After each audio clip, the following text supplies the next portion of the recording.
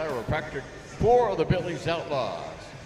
TDS Fiber Field. Your mascot tonight, Gunsmoke, is brought to you by Subway. Donahue Roofing is your jersey sponsor. And Tippy Cow is the scoreboard sponsor. Sean O'Daniel State Farm is your penalty sponsor. And of course, first downs tonight brought to you by Brown Plumbing and Heating.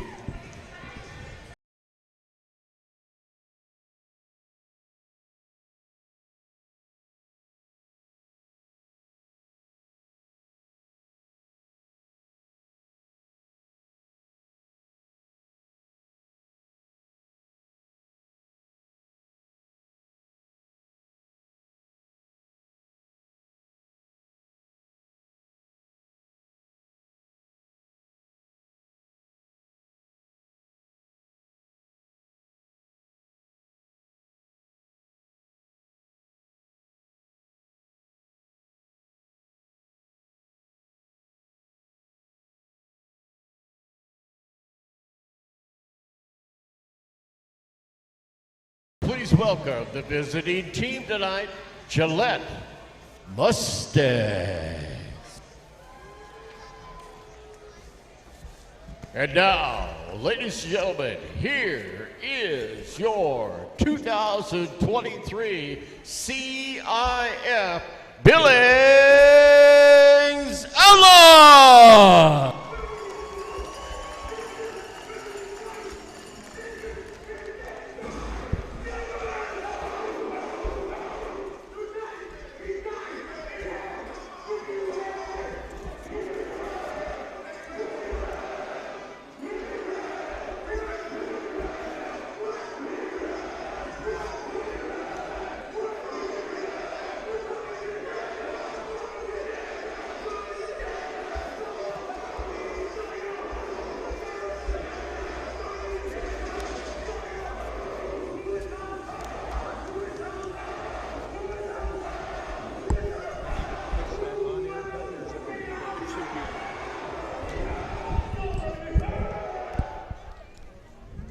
Ladies and gentlemen, the 2023 CIF Billings Outlaws.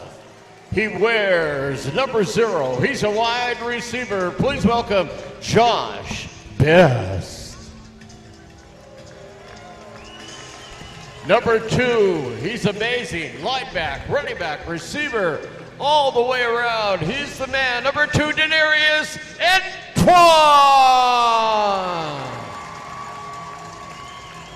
Number 3 tonight is a wide receiver. Please welcome Chris Lewis. A defensive back tonight, number 4, Laquan Lewis. Number 7 tonight for your Billings Outlaw, Damian Branson. Oh my, here he comes, your quarterback tonight, TDS Field, number 8, Tomorrow Benson. Wearing number 9 tonight for the Billings Outlaws, Devontae Bro. Another quarterback for your Billings Outlaws. He wears number 12. Please welcome Lorenzo Steppa. Get ready, Outlaw fans. It's TikTok time. It's do better time. It's our kicker time. It's number 16, Billy Perry. Wearing number 18 tonight for the Billings Outlaws, Caleb Wood. Number 1 tonight, he's a dandy, he is good, he is Kendall Jefferson. A running back, speed and agility, number 41, Josh Batiste.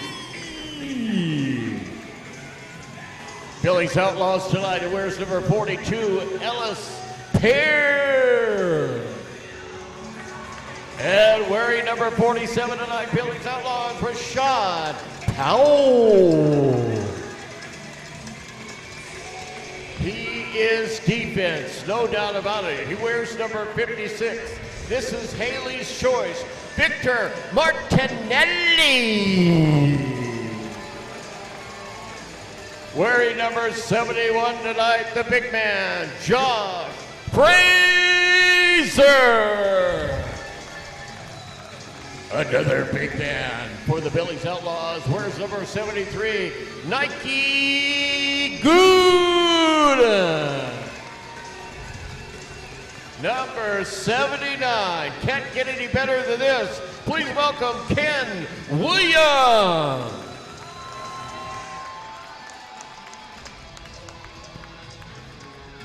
Wearing number 99 tonight, he is Richard Ramirez.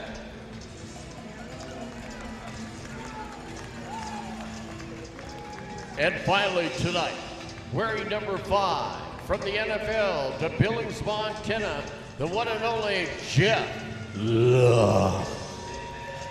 Also wearing 72 tonight is Jude Simpson. Now, ladies and gentlemen, let's meet the coaches. Your defensive coordinator, Kay Brooks. The big man offensive coordinator, Mania Smith. And your receiver coach tonight, he wears Preston. Here he is, ladies and gentlemen, your head coach. Give it up for Sean Key.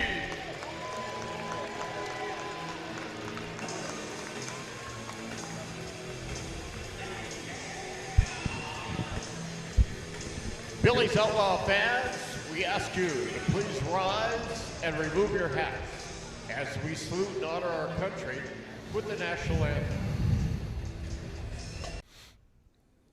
Hello and welcome inside First Interstate Arena and TDS Fiber Field.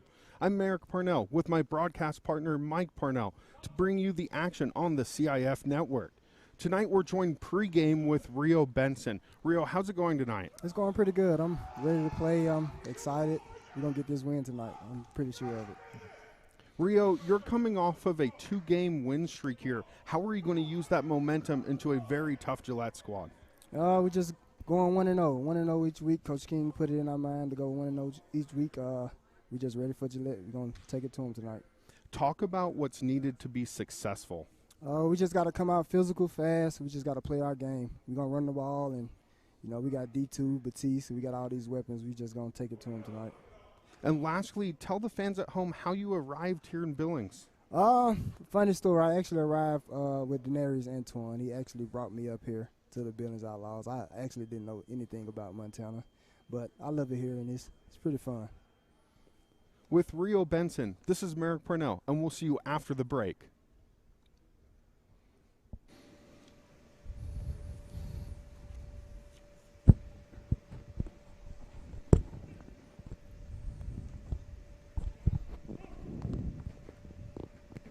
Warrior wishes from Billings, Montana. And now, ladies and gentlemen, singing the national anthem tonight, please welcome Will James Choir.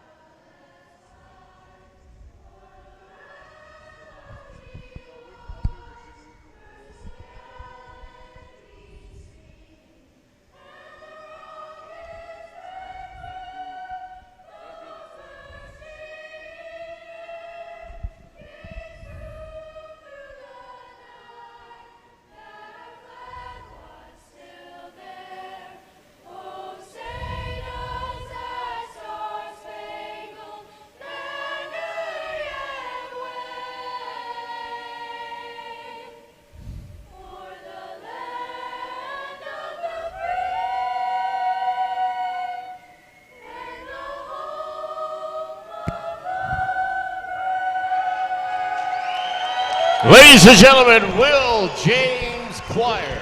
And of course, presenting the flag here tonight, Warrior Wishes of Montana. Good evening, Billings Outlaw fans. Welcome to CIF Indoor Football at TDS Field. Tonight's overall game sponsor is TDS Fiber. Nothing performs like TDS Fiber. Get fast internet in Billings, smooth streaming video. More reliable. Not only is TDS bringing cutting-edge fiber internet to Billings, but it's also committed to your community through local arts, education, families, through sponsorship, volunteering, and donation. Tonight's CIF overall game sponsor is TDS Fiber, featuring the visiting Gillette Mustangs versus your home-standing Billings Outlaws!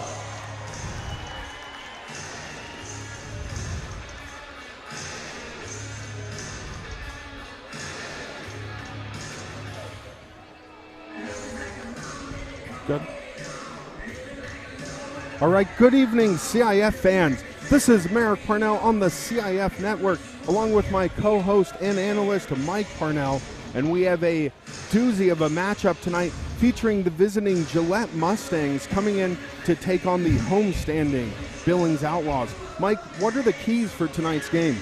Well, I think there are several, Merrick. One is that, they just had a win over the Tropics, but that's a winless team. So I don't know if you can take a lot of momentum. You can take satisfaction from that. But I think the main thing is going to be if they can get 2 or 3 stops on defense, that's probably around 21 points. I'm assuming that the Outlaws may get stopped once or twice, but in a close game, that's going to be a different.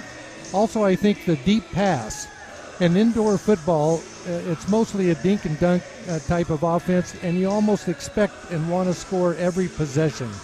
But if you don't throw the deep ball occasionally, then the linebackers will creep up and take advantage of that.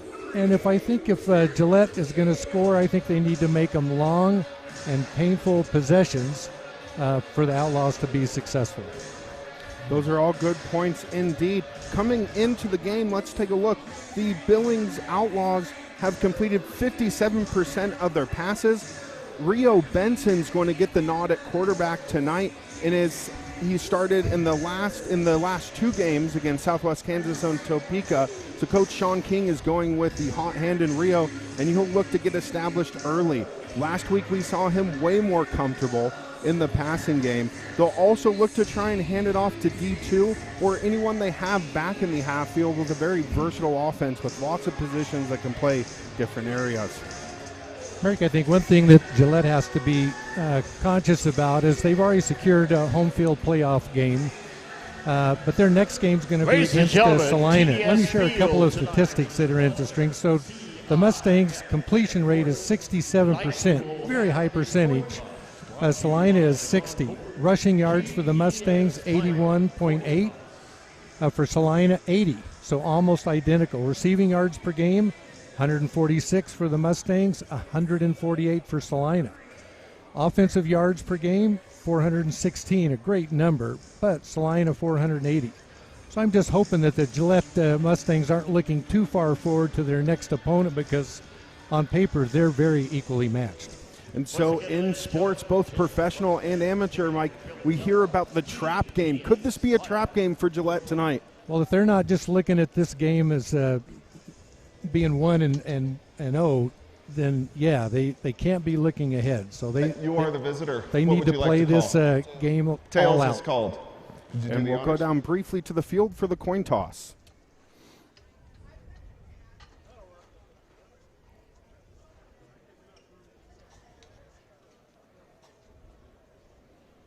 Gillette has won the toss. They have deferred. Billings will receive on this end. All right, so we're just minutes away from kickoff at TDS Field inside First Interstate Arena. Again, Merrick Parnell on your play-by-play, joined by Mike Parnell on the color. Looking into tonight's game, the Outlaws are coming in after a 37-15 win last weekend against the Topeka Tropics, while Gillette leveled Rapid City 77-28.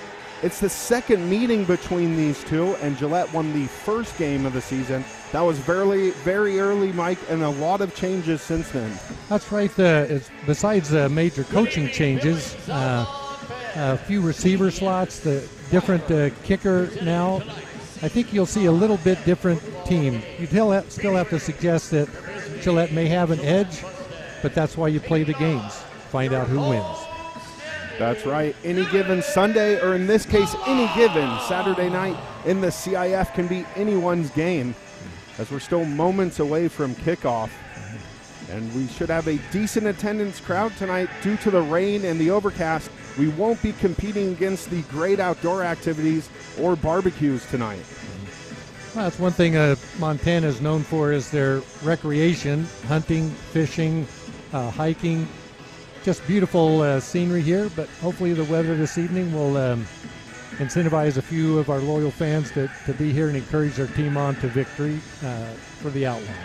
And it is helpful to have a marquee matchup. And welcome to those viewing the CIF network from all over. I'd like to say hello to our viewers in California and Washington and across the U.S. and North America. It's great, Merrick. Before the game, we got to meet with the owner of both the Billings Outlaws and the Gillette Mustangs. Had a very interesting perspective. You always wonder if he had a favorite child or not. In this case, I don't think he did. In fact, he said, if Billings wins, there's a chance for home field advantage. Gillette has already secured that. So I think he was here just to be entertained like most of the Lucky fans are. And we're in for an entertaining matchup, always entertaining in the indoor game. And getting things going receiving, we have Josh Best and Baptiste back to receive the Austin Neufeld kick. And we're waiting just for the arena clock to count down here inside First Interstate Arena and TDS Fiber Field. So special teams, Mike, can be so crucial. You have played kicker at various levels, including at the collegiate. What does a good kicking game add? Well, it depends on what their philosophy is, Merrick. In indoor football, a deep ball isn't always the most successful, but you want it to almost scrape or touch the ceiling without hitting the scoreboard in this arena. If you can get it to bounce in the back of the end zone and bounce around a bit, it gives the kicking team a little more time to get down there. But blocking up front is going to be really critical for the Outlaws. Being able to avoid those blocks, get down to whoever has the ball. A lot of teams, though, if they don't have a kicker with enough accuracy to be able to kick it high and deep, will bounce it off the sidewalls, off the turf, try to get some unusual bounces, and in some cases even recover the ball. And in the CIF, Mike, home field advantage is so crucial because you never know what their setup is going to be. For example, Billings has the score clock still right in the middle, and that's left over from the old hockey days. And we were talking with the play-by-play voice, Colton of the Gillette Mustangs, and he had mentioned that. So truly, some roofs are taller, some are smaller. We've been to when Bozeman had the team for a year, and it seemed like it was just 10 feet off the turf. And Merrick, one other home field advantage is each of the dasher pads in each arena are different. Some are dense and contribute to more of a ricochet. Some of them absorb most of the balls, and the home team probably has a little unfair advantage. And here we go. And here's the kick. Baptiste will field it out across the 15. Baptiste still room, in across the 25, and the kicker makes the big hit. And we'll have first down from just over midfield. Great starting position. Yeah, just across midfield, and there you saw the Outlaws open up a lane just to the right, and really a great return. So we will see Rio Benson get to work for the Outlaws. We had him in our pregame interview, as some of you saw on the CIF network, and he's eager to get a passing game going. Yeah, Rio's is sixth in CIF passing yards for 314, fifth in touchdowns. So I'm sure he has a few little butterflies as well, Merrick, to get his first snap here. Rio from the shotgun. He'll drop back. Rio scrambles. He'll look deep. That pass goes out of bounds, incomplete, as he was hurried on that. Yeah, it looks like the receiver was open early. but he had a little bit of pressure in his face there from the left side of the line. And the ball goes out to a lucky fan in the stands, and that's why each team, Merrick, is required to have 20 footballs in their possession at the start of each game, just for what happened on that first play. And here we go, second down. Benson again, shotgun. He'll send his receivers in motion. Benson drops back, follows the slot. Pass nearly caught by Best as he threw it on the back shoulder, tried to lead him. Miscommunication there. Yeah, Nolan, number 6 there from the University of Illinois. He was with his man. It would have taken a perfect pass, I think, to complete that one, but that would have been about a 6 or 7 yard gain. So it was there, but it needed to be a little more accurate than that throw. Third down now, 3rd and 10. Let's see what they dial up. Benson now from third down. He'll have 2 receivers at the line, 2 in the backfield for downward motion. Sends his downward receivers. Benson drops back. He'll look for his receiver. Nearly intercepted as Deontay Jones read that perfectly and almost returned it like a punt. That was a very unfortunate play for Gillette because there was no one on that side of the field. If he'd come up with that interception, Merrick, I think you would have seen a pick 6 in that area. So it's interesting. Billings has a new kicker, someone that's famous we'll talk about in a minute, but they're going for it on 4th down. And this is one of the stops. You hope it's the only one if you're an Outlaw fan.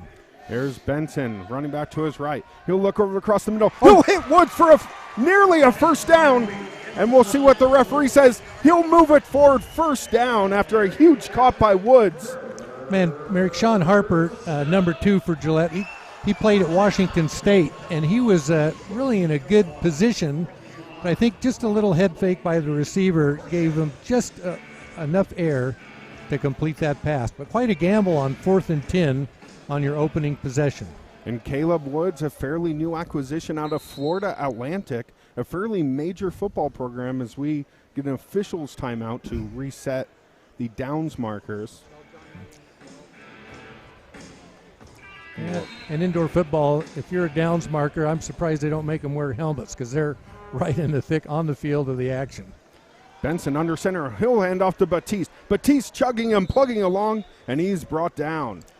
That was about a 3-yard gain, Merrick, and it looked like the linebacker declared that he was going to blitz. He stayed home, looked like, and came up and made that play. So that will bring up 2nd down. When you can run the ball successfully, that will open up the field. And we'll see what Benson has up his sleeve as he starts from the shotgun formation. Benson running back to his left. He'll send his receivers in motion. Benson takes off on his own, and he trucks forward to the 5. Rio Benson tucking it away and getting it done. That was amazing, Merrick, because he put his shoulder down like a running back and actually knocked Deontay Jones back just a couple of yards. And I think, was that a first down? Just short. We have 3rd and about just under a yard as we get stuff reset. We'll wait for that final spot. Okay, so it looks like we have 3rd and about 2 to go as there's a delay in getting the chain spotted. Benson last year took snaps at both quarterback and wide receiver, and we see that toughness there as he's under center.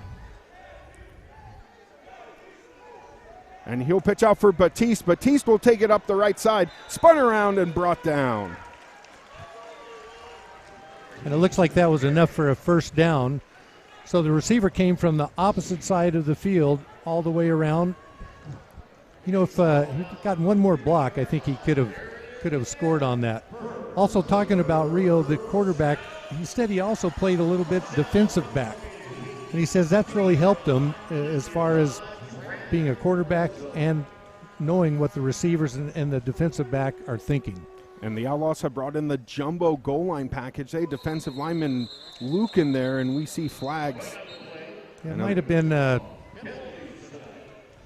think there was movement on the offensive line, it looked like. False start, So 71 false on the start offense, will be 5-yard penalty. The, Stays first down. The call there, and that's Josh Fraser, the new acquisition at offensive line and he actually was a 2018 draft pick of the Pittsburgh Steelers, spent some time with the Lions, actually retired in 2019, and has returned to be drafted by the XFL Guardians, and then ends up here in Billings. Boy, that penalty really hurts when you go from a first and goal at the 5 or at the 4-yard line.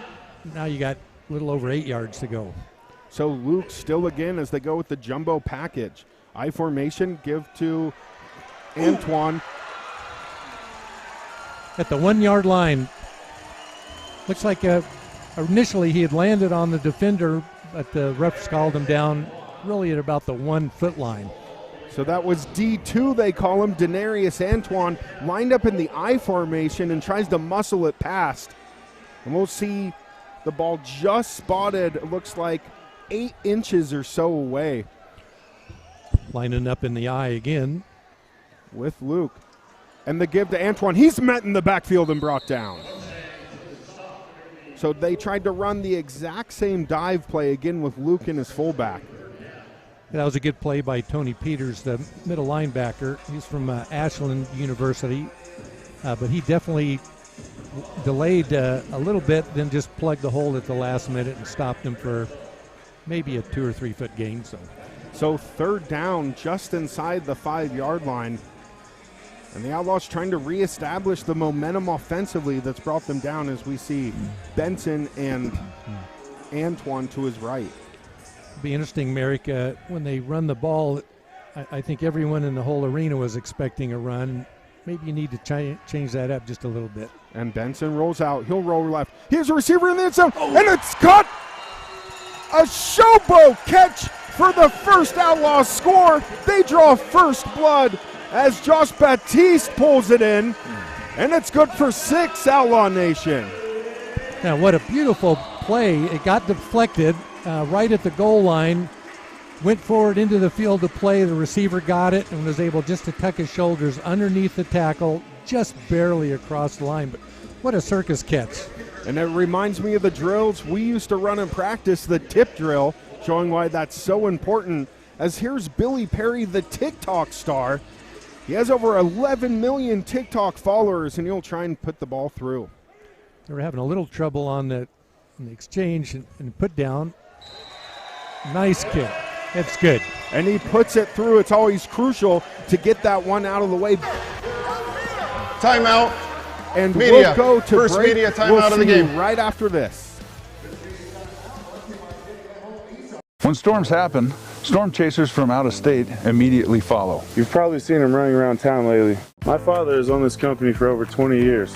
I've been local my whole life, and we're going to be here long after the storm is over. Donahue Roofing offers an unprecedented lifetime warranty. We're A+ rated with the Better Business Bureau. We'll work with your insurance company to make it easy on you.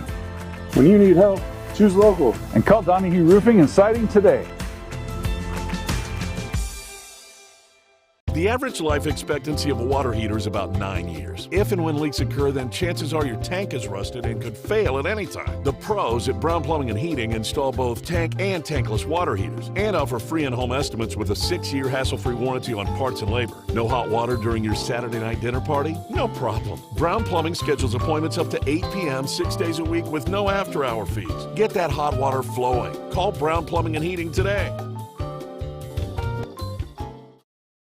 Not all replacement windshields are created equal. At Econoglass, we install windshields that are made to a car manufacturer's original specifications. Visit one of our locations to speak with an expert about your next windshield installation. Get quality. Get Econoglass. Remodeling your bathroom? Econoglass can transform your home with our Lumax shower doors. Designed for strength and stability and typically installed in 1 day or less. Visit one of our locations to speak with an expert about your next shower doors. Get quality. Get Econoglass.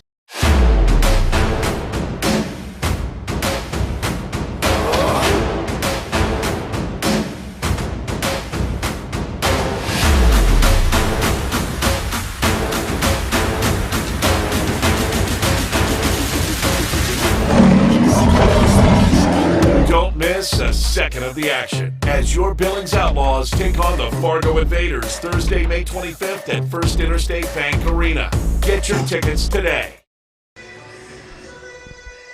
And welcome back inside First Interstate Arena TDS Fiber Field as we see a few of our sponsors up. And we thank Sonic for providing some great food along with Restore and Synergy. Also the Tippy Cow Rap Lab bringing it into, and we'll have a 7-0 Outlaw lead as Perry will put the ball deep on the kickoff. He did great on his extra point attempt. Let's see what he does on something different. It looks like it's a squib kick, trying to get it to bounce around. It bounced about at the 12-yard line, then over the wall. And he had Rashad Ridley back on the return, and it'll be first and 10. Ball was kicked out of bounds by rule. It will be placed at the 14-yard line. First down, Gillette. And Merrick, that's a pretty strategic kick right there. One, you avoid any collisions between the kicking team and the receiving team, but also there's zero chance for a return in a situation like that. So that's actually be considered very good field position for the starting position for the Gillette Mustangs. You know, speaking of Billy Perry, you said he had 11 million followers. He also has 600,000 followers on Instagram. I think that's probably more than the royal family. Most definitely. And we'll see a first and 10 for the Gillette Mustangs. As Aaron Aiken in the shotgun. He'll call for the ball and drop back. Aiken scans downfield. And that's caught and complete. Arthur Anderson pulling it in, and that's good for a first down. Merrick, the Gillette quarterback had a lot of time back there, so if he has that kind of time all night, Mustangs are probably going to have a successful evening. Let's see what the Outlaws do to try to put a little more pressure on us. And Aaron Aiken coming fairly recently to the Gillette Mustangs. He came out of Georgetown University and also time with Coastal Carolina and spent some time in the IFL previous to coming to the CIF, as we'll have first down and 10 from the 20. 5:52 remaining in the first quarter, and the score 7-0 Billings. Downward receivers in motion for Aiken. He'll fake the handoff and give. He'll keep it himself as Aaron Aiken with the play action and triple option takes it himself. Yeah, Damian Francis, number 7, was able to just barely get him around the ankles. Held him to about a 3.5-4 yard gain. But pretty good pursuit and a little better rush, it looked like that time, from the front 3 of the Outlaws. So that will bring up second down for the Gillette Mustangs as they're inside Billings Outlaw territory. Empty backfield for Aiken as he has 2 receivers on the line, 2 downward. Sends downward in motion. Aiken drops back. He'll look. He has his receiver, and it's ruled incomplete by the referee. What a great defensive play there. The pass actually was complete, but the ball was in between the defender's hands and his chest and was just able to knock it out at the last second. That was a great play. I believe that was number 1 Kendall Jefferson. And that was Michael Cornelius, the intended receiver. He tried to sell it, but it was in the wrong position. And we'll have third down here inside First Interstate Arena, TDS Fiber Field. Aiken again goes backfield empty as he brings up 4 receivers, 2 line, 2 downward. Looks like the safety's creeping up just a little bit. Let's see what they expect. So another quarterback keeper and touchdown! Aiken keeps it himself, follows it in the left side. And it's good for a Gillette score. That's almost the equalizer pending the point after attempt. Yeah, the fake handoff really fooled Martinelli, the linebacker for the Outlaws. He went for who he thought had the ball and just clear lane for Aiken to run it in around the left side. So we've seen plenty of times, Mike, the dual threat quarterback. Chris Dixon played here for so long, the true dual threat, and it can really add to an offense here in the indoor game.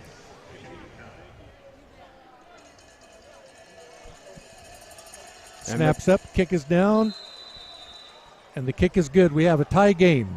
So 7-7 with 3:32 remaining here inside First Timeout, State Arena. media. Second media timeout of the quarter. And with the score 7-7. And we'll go out for a break, see when we return.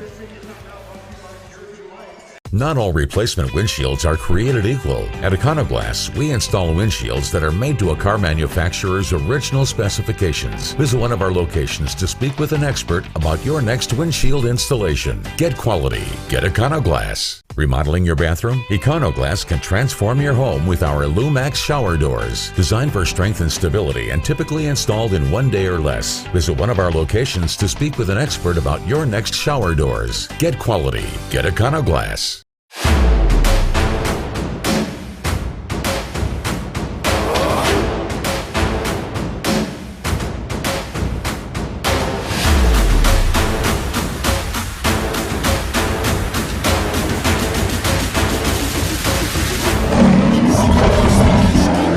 Miss a second of the action as your Billings Outlaws take on the Fargo Invaders Thursday, May 25th at First Interstate Bank Arena.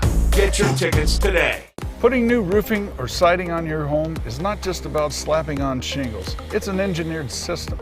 Hi, I'm Mitch Donahue, and this is my son Dylan. We're proud to be local experienced contractors using the best materials around. We don't just meet code requirements, we exceed them. Your new project is an investment. With Donahue Roofing and Siding, you can put your money into your home where it belongs. Why not use the best? Call Donahue Roofing and Siding today.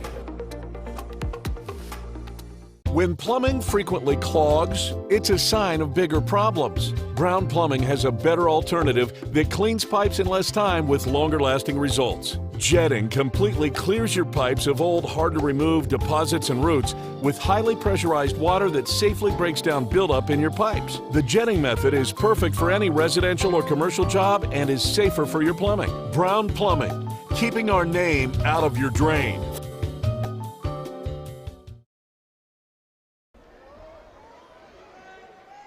And that's received and taken up the 5-yard line.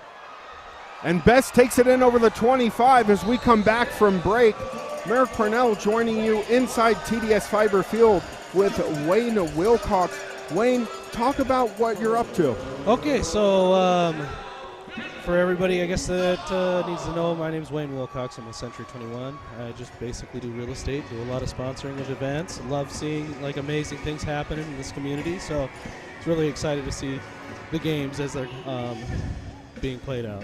So Wayne, talk about some of the exciting events that Billings residents can look forward to. Well, the one that's actually coming up recently is the Little Wayne concert that's going to be on the 23rd, Tuesday the 23rd, here at the Metro. It's going to be really, really great. It was actually a really unique situation that had happened.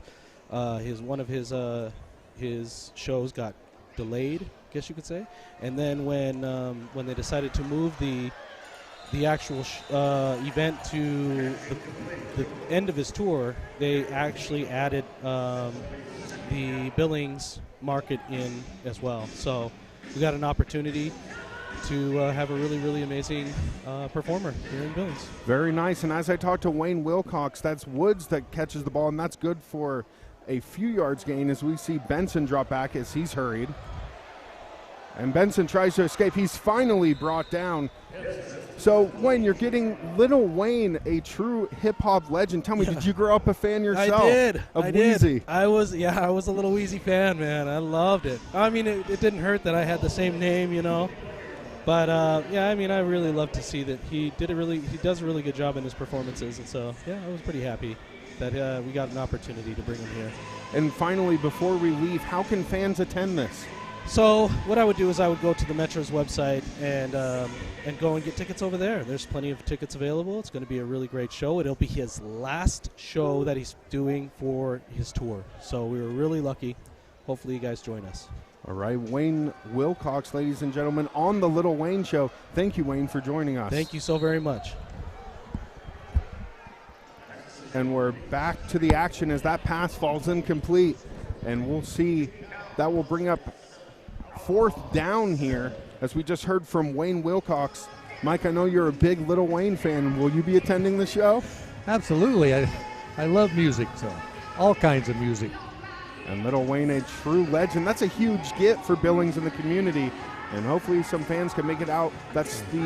In next week, you guys can come and see a true hip-hop legend. So here's the second 4th down that the Outlaws are going for, Merrick. As Benson drops back. Benson will tuck and run. And Benson just stopped short. That's a huge tackle by Gillette. I didn't see who made that tackle, Merrick, but it looked like Benson had a shot at it, but defense closed on him relatively quickly. And that was Tony Peters, the linebacker coming in out of Ashland University. He's been all over the place to start early as we have just under 35 seconds to play here.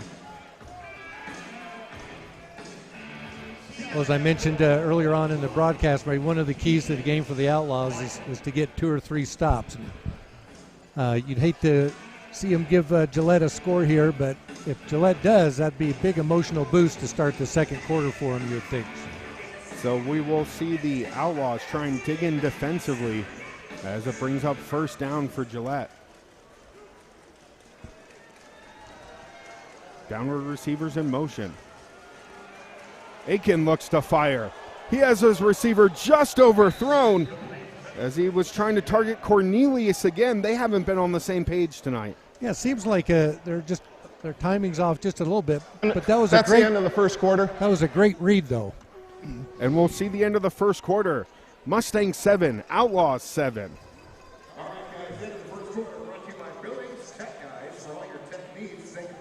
Here you can see there was no safety help. The quarterback saw that. He was open, but just the pass didn't complete. And so right now, the coaching staff seems to be a little irritated as the clock continued to run and time expired. Nonetheless, 7-7 heading into the second quarter. When storms happen, storm chasers from out of state immediately follow. You've probably seen them running around town lately. My father has owned this company for over 20 years. I've been local my whole life, and we're going to be here long after the storm is over. Donahue Roofing offers an unprecedented lifetime warranty. We're A+ rated with the Better Business Bureau. We'll work with your insurance company to make it easy on you. When you need help, choose local. And call Donahue Roofing and Siding today. Not all replacement windshields are created equal. At Econoglass, we install windshields that are made to a car manufacturer's original specifications. Visit one of our locations to speak with an expert about your next windshield installation. Get quality. Get Econoglass. Remodeling your bathroom? Econoglass can transform your home with our Lumax shower doors. Designed for strength and stability and typically installed in 1 day or less. Visit one of our locations to speak with an expert about your next shower doors. Get quality. Get Econoglass.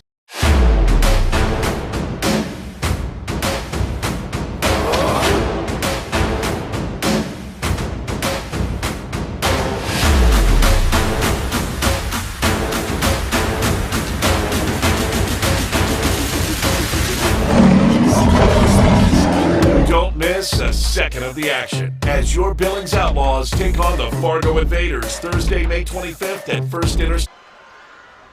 Touchdown by Gillette. We're back a little late coming back from the break, but there was a missed tackle. Receiver was fairly open. I'm not sure where Martinelli, the linebacker, was for the Outlaws. So first play, the second quarter, Mary, 13-7, waiting the extra point. And that was Carrance Higgins out of Southern Arkansas, where you had spent some time playing, Mike, at Ozark Academy. Yeah, and we love to go to the Arkansas Razorback games. A lot of times we could sneak in. Knew the stadium well enough for that. It was a great experience growing up.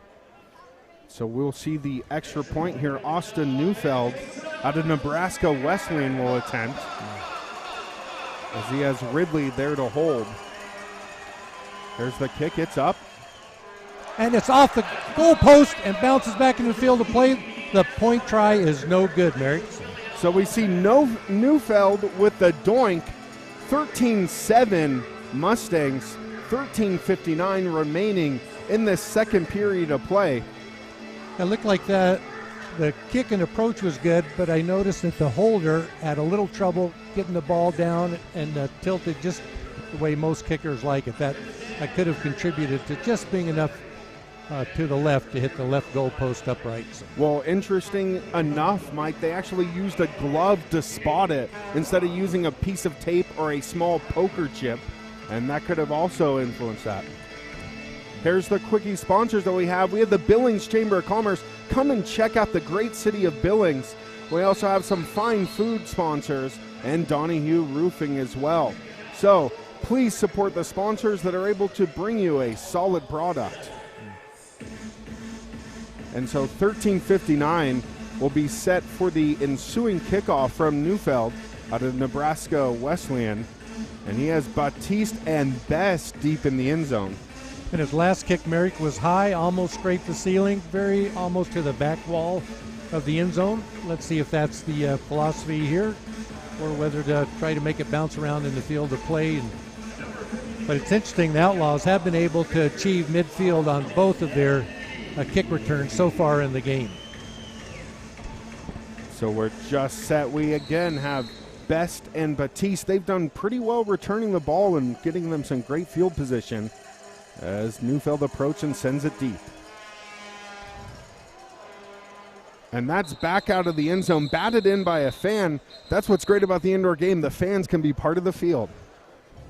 The ball was kicked over the wall. By rule, it will be placed at the 25-yard line. First down, Billings. So that's kind of that's a 25-yard penalty, Merrick. But that means that the Outlaws have had the ball at midfield or close to midfield to start every possession.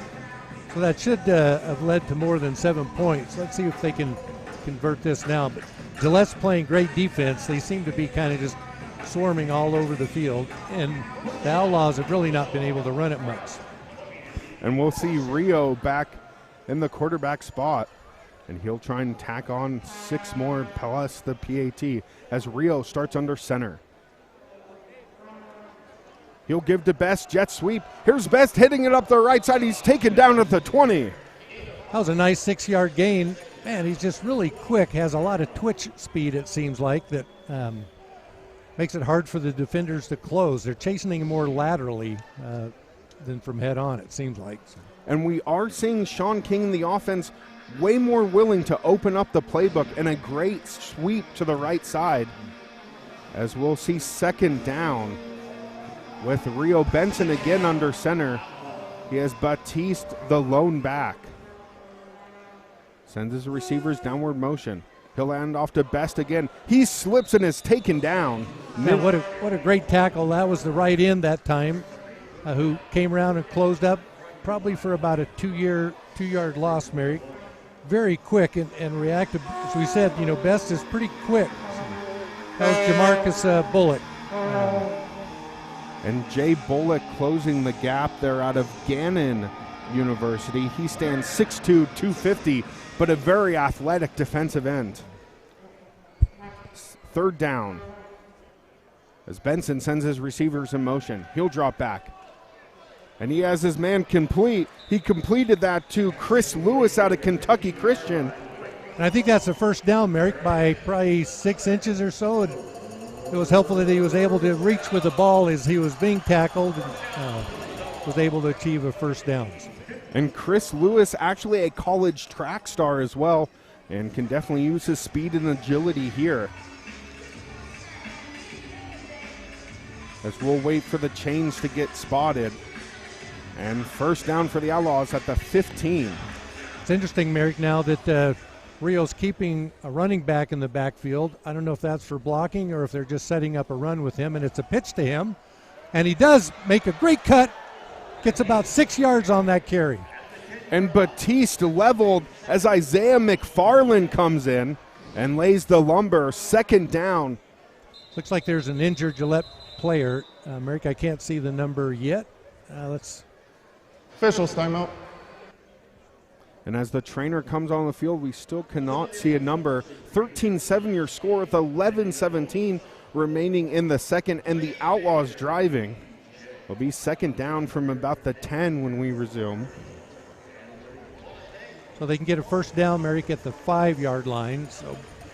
And now looks like number 10. Tony Peters. So that would be a huge loss for Gillette if he can't return. He's been everywhere tonight. He's been their most active player in the linebacker spot and made a couple of those successful tackles on the sweeps that the Outlaws have run so far. Benson, shotgun formation. He'll call for the ball, drop back. Benson rolls right. I think the ball was tipped by number 19, looked like. But that's McFarland. Batiste, the intended receiver, and he almost short hopped it, but too much of a tip. It can really influence the flight of the ball, and we have third down coming up. What's your call here, Mike? Well, they got 5 yards to go. I'd say a quarterback keeper up the middle because Gillette's just playing great defense. They've been able to stop the run except for a couple of opportunities. Let's see.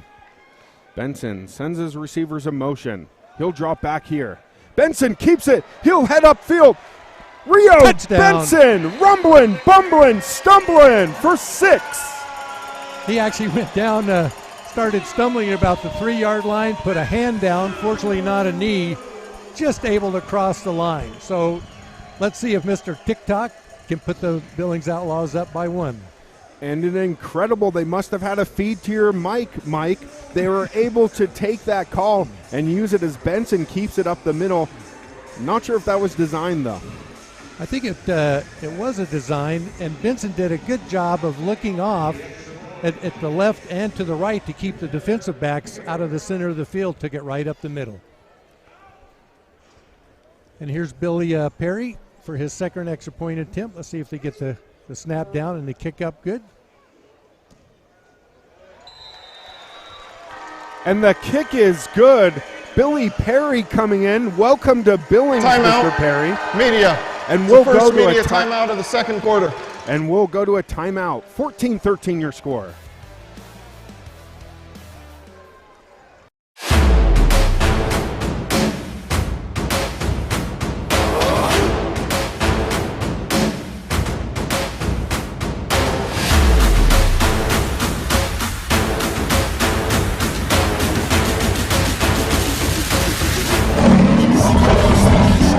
Don't miss a second of the action as your Billings Outlaws take on the Fargo Invaders Thursday, May 25th at First Interstate Bank Arena.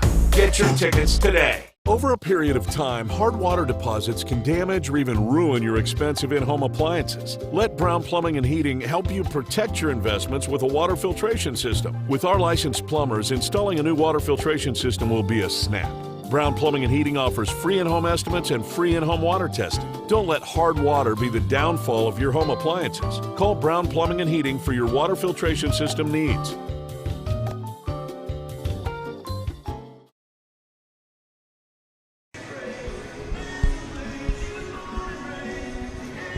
And we're back inside TDS Fiber Field, where the Outlaws lead by 1 point, 14-13. Merrick, what a big difference a successful kicker has had. That's been a challenge for the Outlaws so far this season. And as the Lady Outlaws lead the field, we have 5 on black. We also have Panda Express, and then we have J&M Tires. So we appreciate their partnership in bringing you professional indoor football. I've had a few meals at 5 on black, and it's tastes healthy, affordable. They do a really, really good job. And I really like Panda Express. You can't beat the Kung Pao chicken. And some chow mein here is 14-13 is your score. 9:30 remaining. You know, it's interesting, Merrick, so far in the game, we haven't anybody boo the refs yet. They've been doing a really good job. I think the referee is Aaron Clounch. Umpire is Ryan Sherman. The headline judge is Nate Telefuse. Line judge Corby Freitag. And the back judge Clint Core.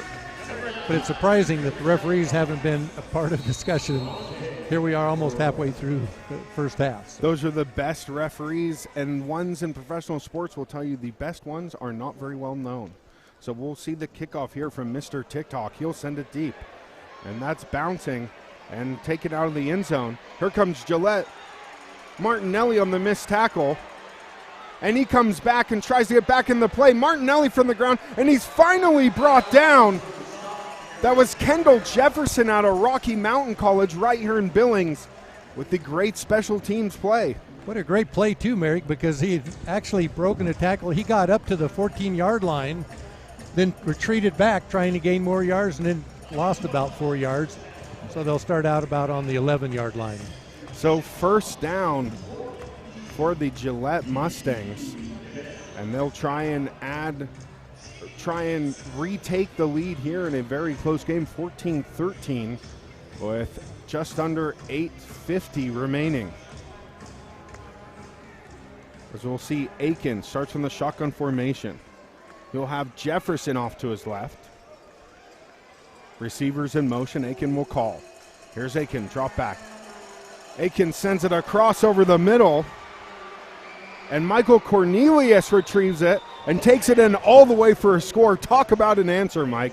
One play right down the middle. The linebacker stayed home. He declared like he was going to blitz that time, but didn't drop back deep enough, and there was no safety help over the top. So it was one-on-one. Normally you see a lot of almost exclusively zone play in indoor football because the zip codes that each player has to cover isn't that significant. But he was very wide open. I think you or I could have made that pass, Mary.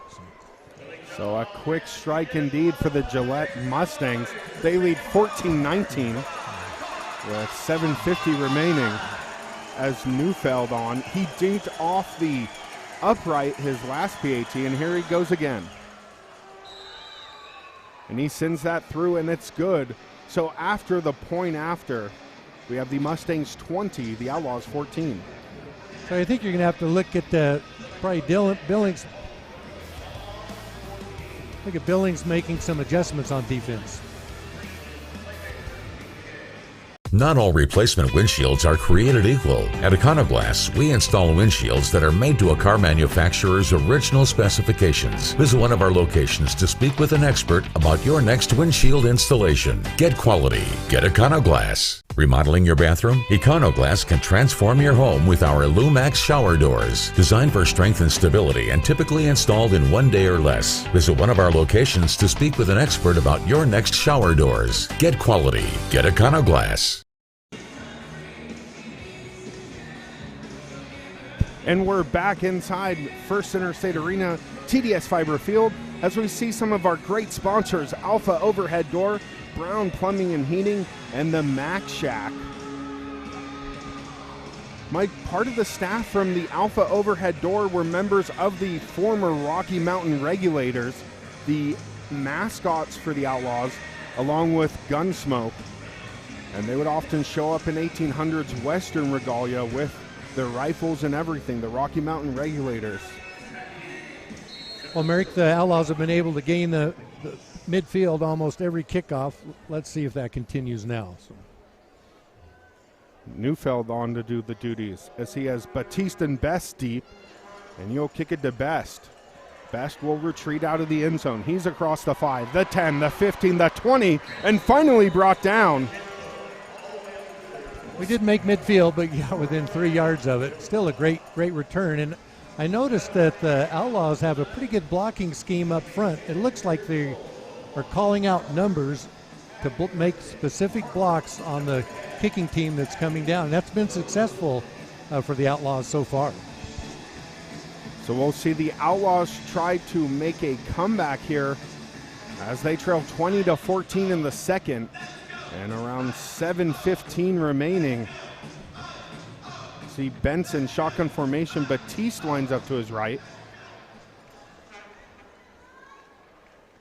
And Rio will send his receivers in motion. He'll hand off to Batiste. Batiste cuts it the other way, shakes a tackle, and finally brought down for a short loss. And the linebacker came up and filled the middle of the field, but the left end on the defensive line made that stop for virtually no gain, looks like. So the give to Batiste, you wonder if they're trying to set up play action here. 6:38 remaining, and the Outlaws needing an offensive spark to go to take the lead once again. And Tony Peters is back in at middle linebacker for Gillette, so I'm sure the team's very happy about that. Here's Benson from the shotgun. He'll drop back. Benson rolls right, and he's finally brought down. That was Peters coming in for the sack and returning from injury.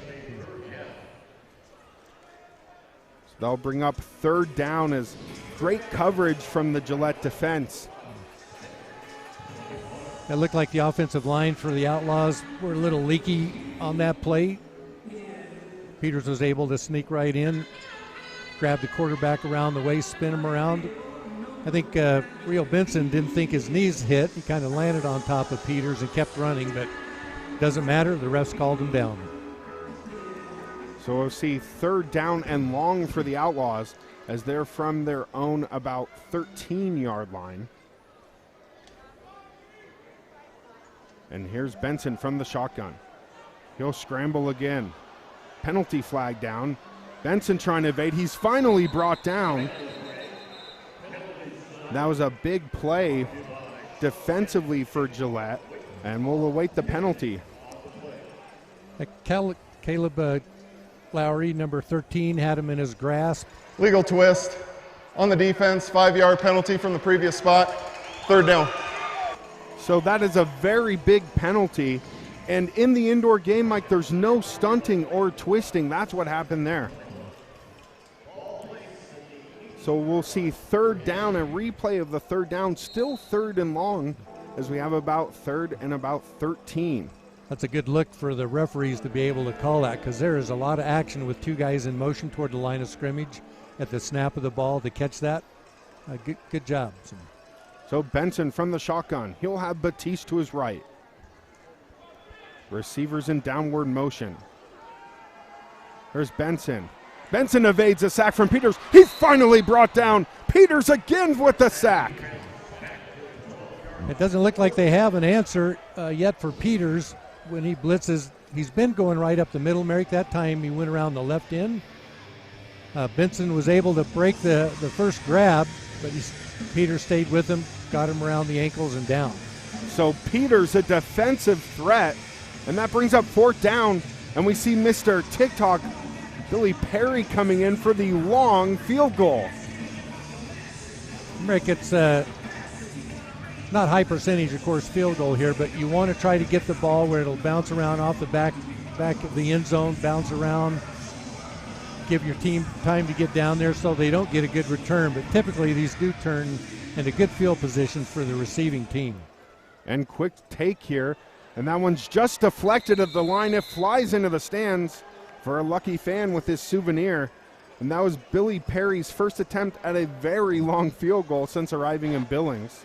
So looks like since it was deflected kicked out of bounds by rule, put it at the 20-yard line. 1st down, Gillette. So the Gillette gets the ball kind of at the original line of the 1st down marker that the Billings Outlaws had. They had a long way to go on the 4th down. That's actually not a bad result for a kick that deep in your side of the field. Let's see what Gillette can do with it now. So 4 minutes remaining. The Mustangs up 14-20 as they have the ball from the 20-yard line after the deflected field goal by Perry. Looks like some confusion by the receivers on which side to line up. Looks like they got it worked out. Receivers in motion. Here's Aiken with the snap. He'll drop back. And that's thrown over just off the hands. That was Ridley, the intended receiver. Should have been a catch.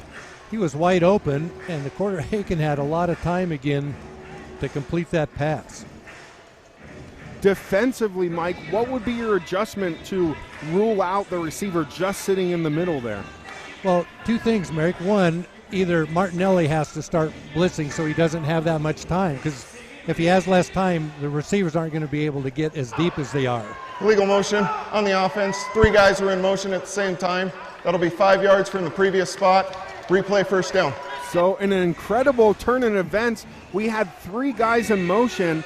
The indoor leagues allow downward motion that's towards the line of scrimmage, but 3 of them did so.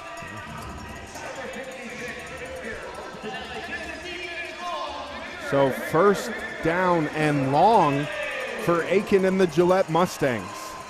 Martinelli does indicate that he's going to blitz. Let's see. And that's a give. Aiken will take for himself. He'll hit it up, and he's brought down. And we'll see 2nd down and about 12. That was Denarius Antoine, Southern Mississippi guy. Great reaction. You know, they have been faking the ball a lot, and I think the Outlaws players now are less likely to bite on that. But if you're Gillette, now might be the time to hand it off, because they're expecting Aiken to keep it and run. And he's been successful up until that play. That was about a 2-yard gain, Mary. 2nd down and 12 for Aiken and the Mustangs. Receivers in motion. He'll call for the snap and drop back. And again rifles it into the fans with open receivers.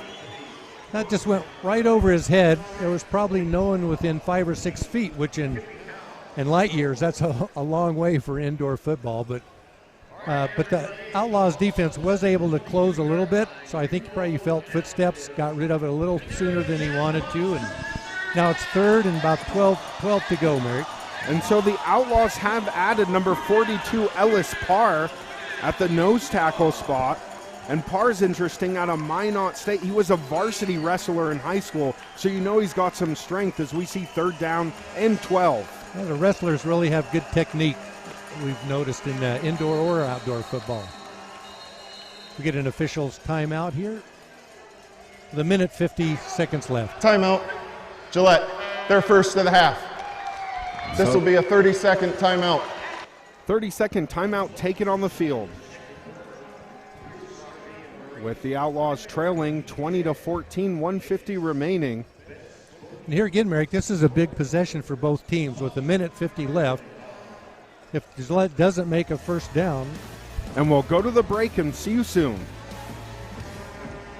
Not all replacement windshields are created equal. At Econoglass, we install windshields that are made to a car manufacturer's original specifications. Visit one of our locations to speak with an expert about your next windshield installation. Get quality. Get Econoglass. Remodeling your bathroom? Econoglass can transform your home with our Lumax shower doors. Designed for strength and stability and typically installed in 1 day or less. Visit one of our locations to speak with an expert about your next shower doors. Get quality. Get Econoglass. When storms happen, storm chasers from out of state immediately follow. You've probably seen them running around town lately. My father has owned this company for over 20 years. I've been local my whole life, and we're going to be here long after the storm is over.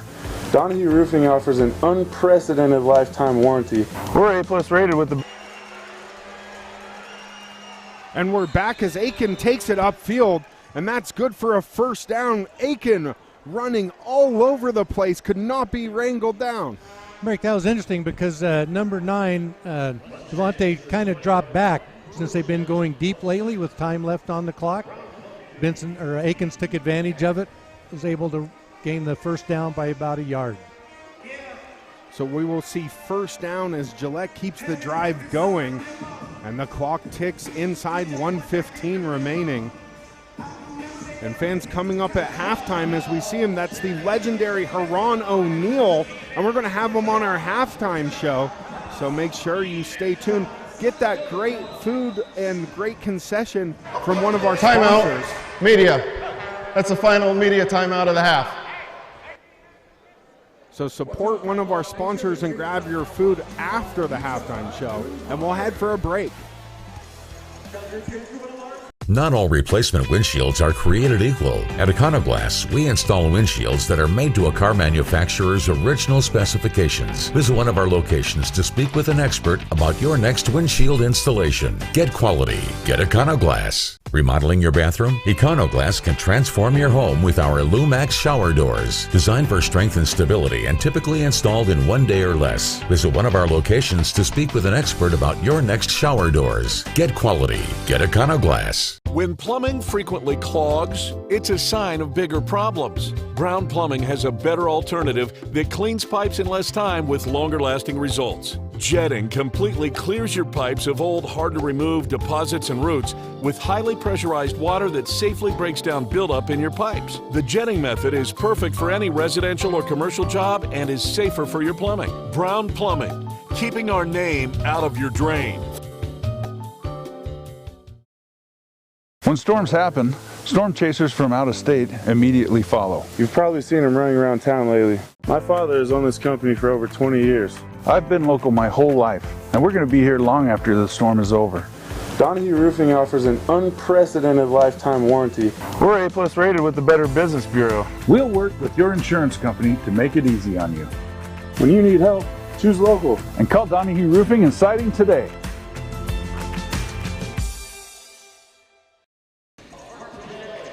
And so we're back after the break, 1 minute until the second half. Fans, you're not going to want to miss our half game show with the legendary indoor football coach and Hall of Famer, Haron O'Neal. But before then, here's Aiken from the 25. Receivers in motion for Aiken. He'll drop back.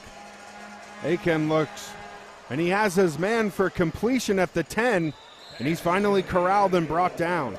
Just short of a first down, Merrick, by about a yard. The clock's running, 48 seconds left. Gillette's hurrying to the line of scrimmage. Let's see what they've dialed up. And that was Carrance Higgins with the grab, the CIF's leading receiver, as we see second down for the Mustangs. There's the give to the right. And so this time Aiken did hand it off, a run to the right. They got the first down.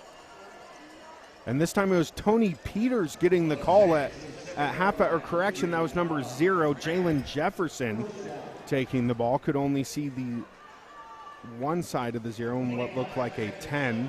So we see. So running clock, Merrick, 18 seconds and counting down. They probably got 2, maybe 3 plays to do it. And they run it in. Aiken's for the score. And so we see Aiken keep the ball himself, the all-athlete quarterback, and he takes it in left side. 7 seconds remaining in the second half, 26-14, Mustang lead. And that's a great clock management, Merrick. You don't want to leave enough time for 2 or 3 plays for the Outlaws. They ran the clock down. They got 7 seconds now, coming in to make it a 27-point lead. But, you know, if you're the Outlaws, the last time these teams played in Gillette, it was 73-28, a Mustangs win. So the Outlaws have to feel good. They've cut that score down a little bit, but they have a lot of work to do. So Neufeld on to take the point after. There's the snap, the hold, and the kick is no good. Neufeld missing his second kick tonight. That could be big, Merrick, depending on if the Outlaws get a couple of scores. You always have a 2-point conversion opportunity, but so far Billings has been money on their kicks, and Gillette 50-50. So 26-14, 7 seconds remaining until halftime. So we've had a very close and competitive game thus far here inside Interstate Arena on TDS Fiber Field.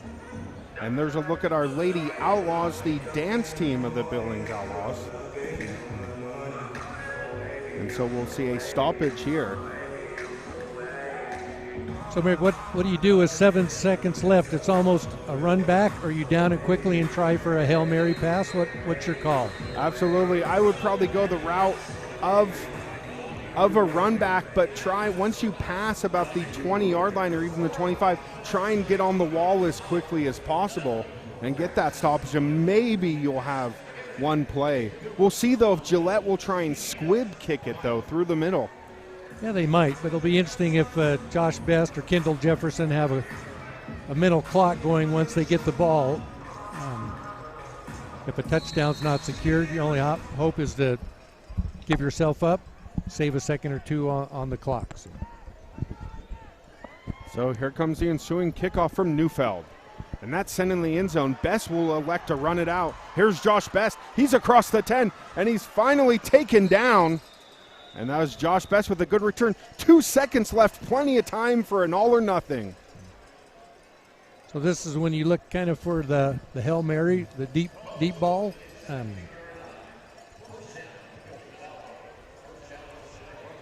So here's a caveat. Do you think we see some sort of flea flicker or misdirection play here? I don't know, though. If Gillette sends their linebacker in, that could be disastrous. And that's been the way they've been getting pressure so far on Benson almost every play. But, you know, Billings can take advantage of that. The area that he vacates is ripe now for pass, either someone out of the backfield or receiver that cuts in on a slant. And with 2 seconds left, the Outlaws trail 26-14 with the ball at the 17-yard line. Gillette in a prevent, a lot of guys deep. And here's Benson. He'll look to have, he is a man deep. Wide open into the end zone. He picked. And it appears it might be an interception. No, they're ruling it incomplete. The ruling is an incomplete pass. That's the end of the first half. And so at the end of the first half of play, the Mustangs 26, the Outlaws 14. And we'll be back right after this.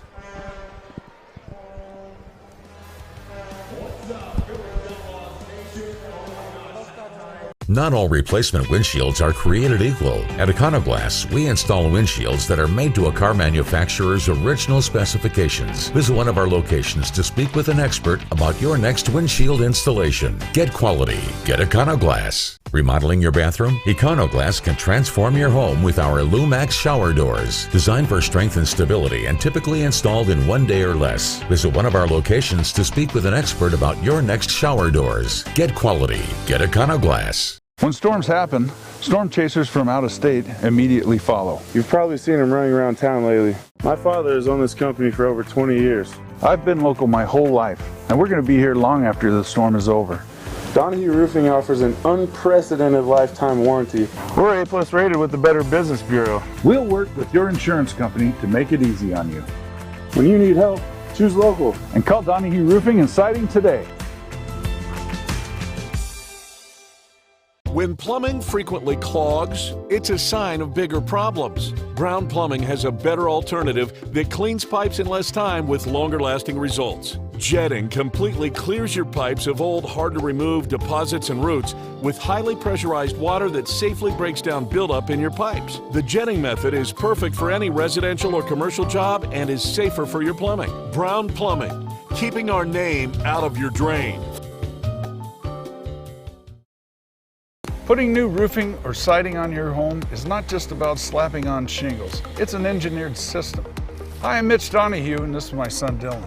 We're proud to be local experienced contractors using the best materials around.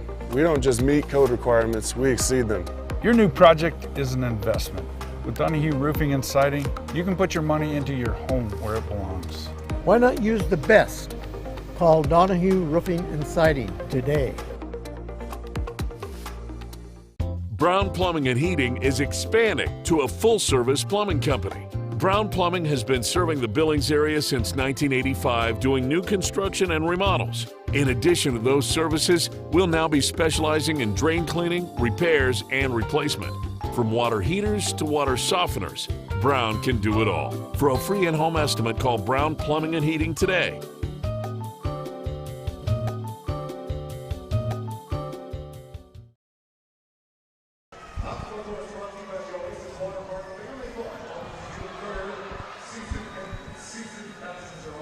And we're back inside First Interstate Arena, TDS Fiber Field, and CIF Network. We have a real treat for you as I'm joined with my analyst, Mike Parnell, and in the booth, Haran O'Neill. Haran, welcome back to the Metro Park Arena. Oh, yeah, I love it. It's just the way I remember it the last time I was in here.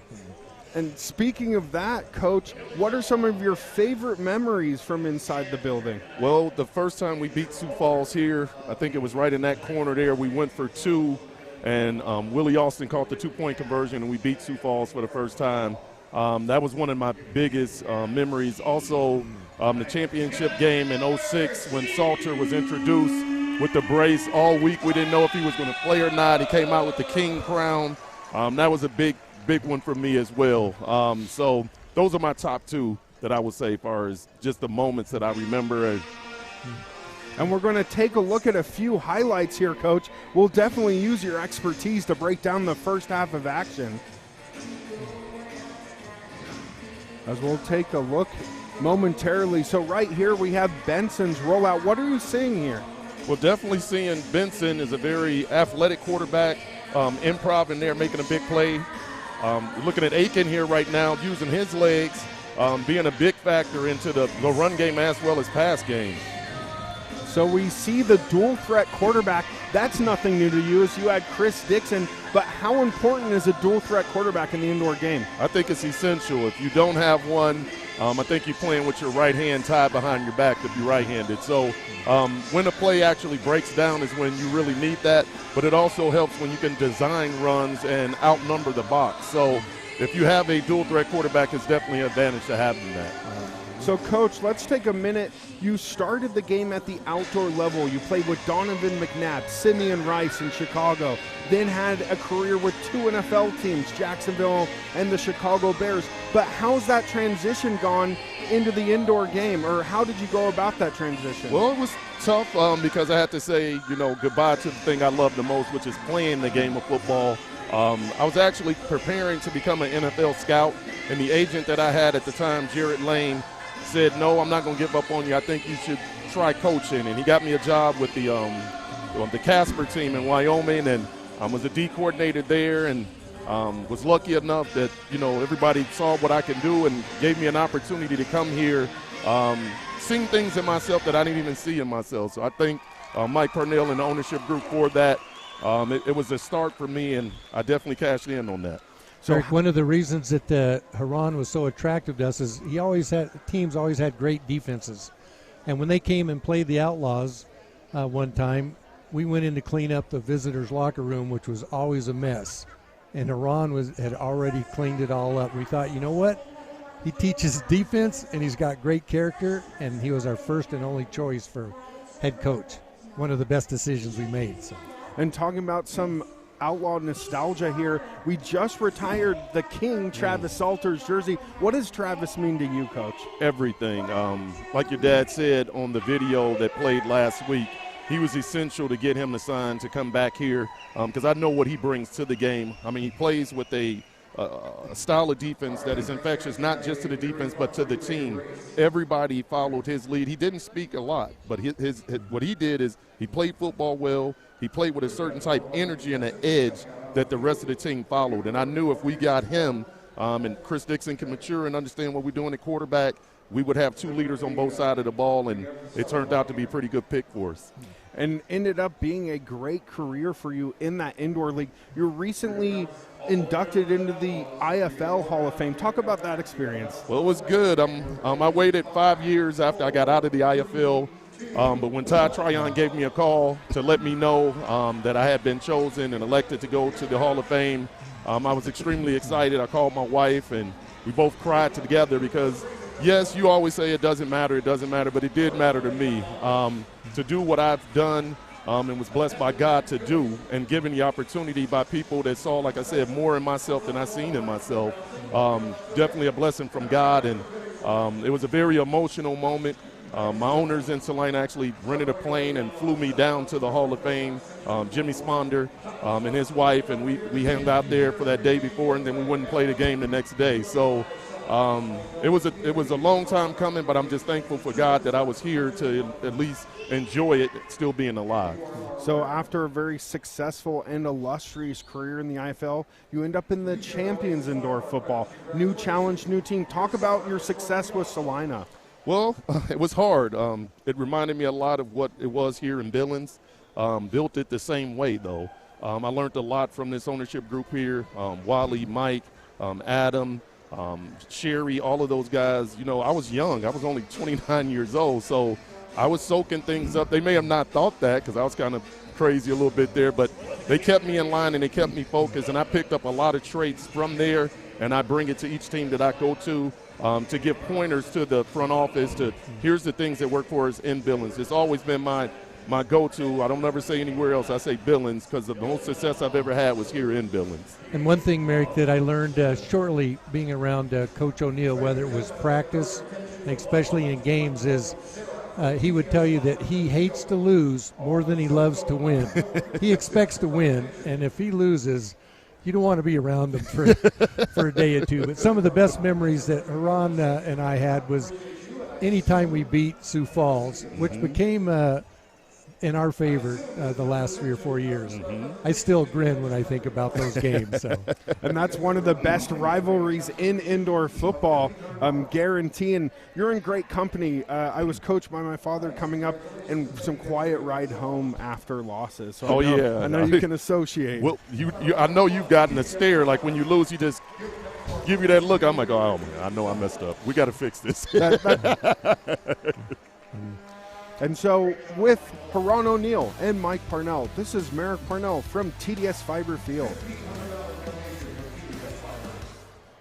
Not all replacement windshields are created equal. At Econoglass, we install windshields that are made to a car manufacturer's original specifications. Visit one of our locations to speak with an expert about your next windshield installation. Get quality. Get Econoglass. Remodeling your bathroom? Econoglass can transform your home with our Lumax shower doors. Designed for strength and stability and typically installed in 1 day or less. Visit one of our locations to speak with an expert about your next shower doors. Get quality. Get Econoglass. When storms happen, storm chasers from out of state immediately follow. You've probably seen them running around town lately. My father has owned this company for over 20 years. I've been local my whole life, and we're going to be here long after the storm is over.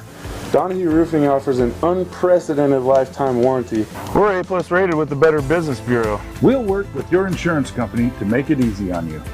When you need help, choose local. And call Donahue Roofing and Siding today. Putting new roofing or siding on your home is not just about slapping on shingles. It's an engineered system. Hi, I'm Mitch Donahue, and this is my son Dylan.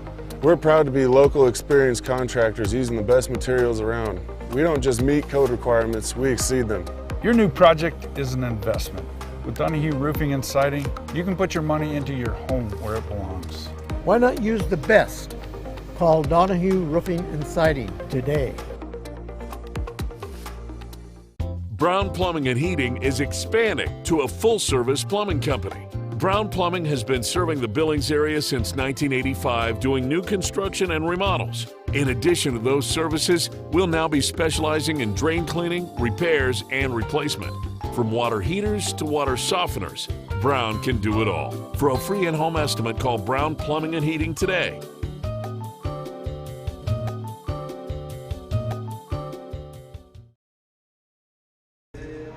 And welcome back inside First Interstate Bank Arena at TDS Fiber Field.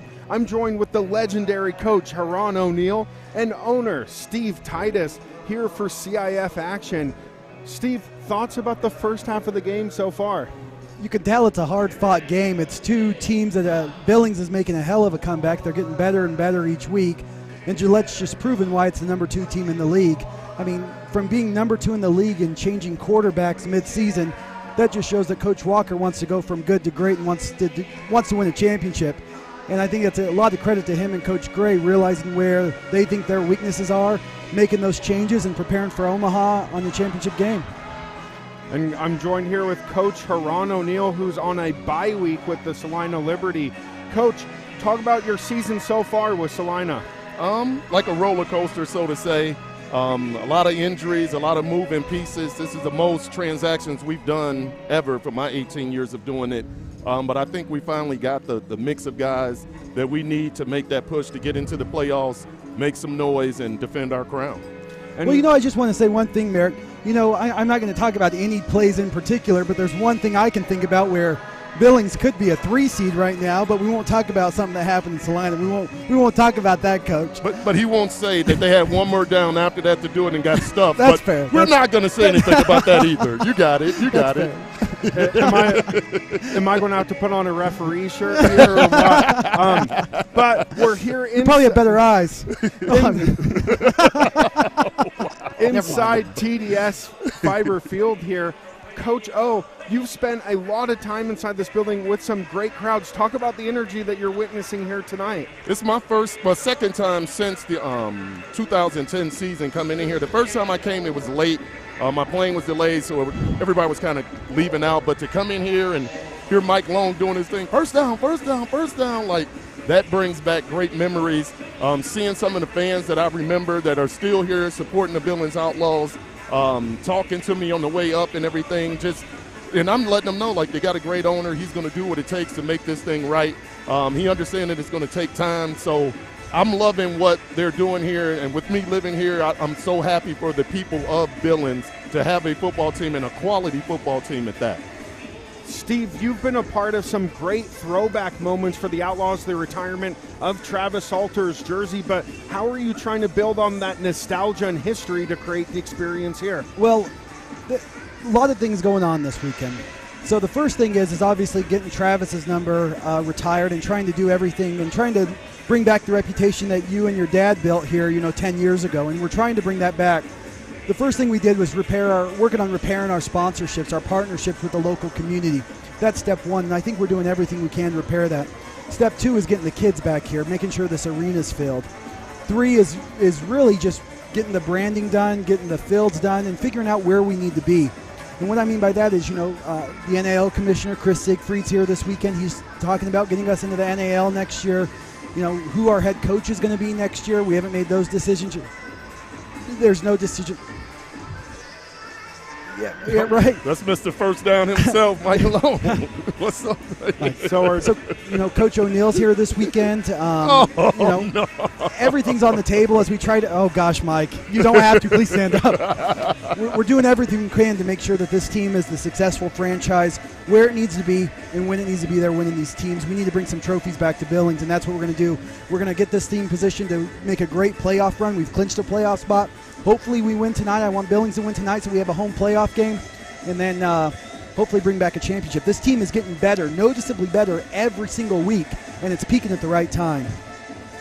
Haran, talk about the CIF and what it offers in indoor football in general, because believe it or not, we get new fans to the game tuning in via the CIF network. So just sell the whole indoor experience. Well, I mean, if you're looking for an action-packed, basically it's hockey with the wall, but it's like basketball in a lot of ways, and then it's football all mixed together.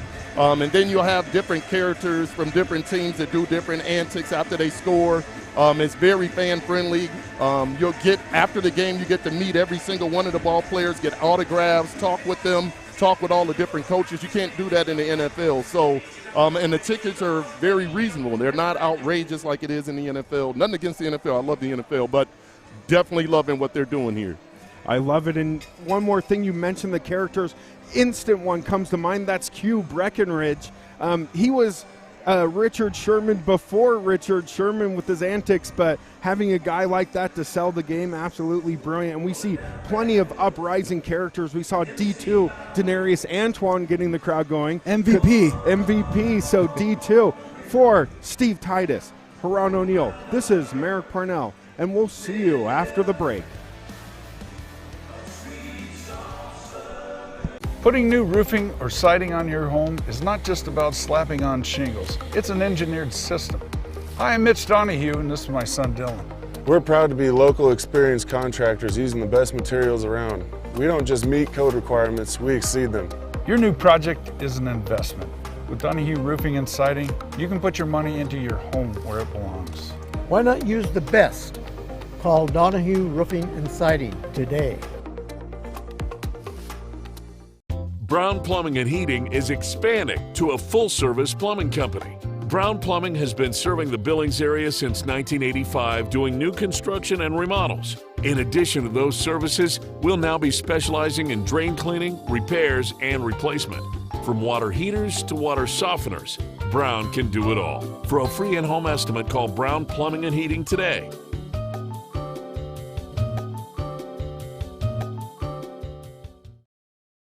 Not all replacement windshields are created equal. At Econoglass, we install windshields that are made to a car manufacturer's original specifications. Visit one of our locations to speak with an expert about your next windshield installation. Get quality. Get Econoglass. Remodeling your bathroom? Econoglass can transform your home with our Lumax shower doors. Designed for strength and stability and typically installed in 1 day or less. Visit one of our locations to speak with an expert about your next shower doors. Get quality. Get Econoglass. And so welcome back inside First Interstate Bank Arena as we take a look at the head coaches. On the screen, that's Ced Walker, a former defensive player in the arena game. He played 10 years in the AF1, the Arena Football League, with stints with the legendary Arizona Rattlers and also Orlando Predators and Chicago Rush, among others. He was an Arena Bowl champion with those said Rattlers, and he's coached since 2006. He got a defensive coordinator job in 2007 with the Everett Hawks that was a Sam Adams run association, and then won an Arena Bowl with the San Jose SaberCats in 2015, and then coached the Shock in 2022. And then we take a look at Coach Sean King here, Mike. Yeah, Sean King's still has the title of interim coach for the Billings Outlaws. He replaced Kerry Laughlin. And that was after a Gillette loss. Let's hope there's not a coaching change after this loss. But, no, he's had some success here, so I think the fans and the players are really behind him. He was the offensive coordinator, so familiar with a lot of talent on the team. He also played in the AFL, the New York Dragons, in the early 2000s, AF2 Quad City, and then coached in Quad City after playing for him. And that's always difficult for a player to become a coach if you're coaching the players that you played alongside with, at least for a year or two. And the New York Dragons are legendary in the indoor game. In fact, the game of arena football, Mike, was drawn up on a scrap piece of paper in Madison Square Garden while watching an indoor soccer game. So the Dragons have been they had one of the best players, Aaron Garcia, that had played there under the Dragons. So and it really caught on, Mary, partly because some of the changes from indoor to outdoor football, and both are really great sports. The indoor, the fans probably have a more intimate connection with the players because they're so close. Even the cheapest seats, you're fairly close to the players. You get to keep the balls if they go into the stands, but it's such a high-speed game. A lot of refs in the NFL come from the indoor game. There's some famous players like Kurt Warner and Jake Delhomme also that played indoor. And a lot of kickers come from the indoor league because the goalposts are only 10 feet wide versus 18 feet wide in the NFL, for example. So accuracy is a way to hone your craft in indoor football. And we've seen that a little bit tonight. Two good kickers, but still 10 feet, like kicking into a closet from about 20 yards away. And you talk about some of the players that moved from indoor to make the jump to the NFL. Among those also Freddie Jackson, who came out of Sioux City to play for the Buffalo Bills and had a successful stint. And so I always thought if Chris Dixon was 6 inches taller, he'd probably be in the NFL during his tenure. And Chris Dixon also had an illustrious basketball career, played for the Coach Carter at Richmond High School of Coach Carter movie fame, and he was depicted by Tino Cruz in that film. And then also quite the baseball player. He played on the same team as Jimmy Rollins, who played for the Phillies in the MLB.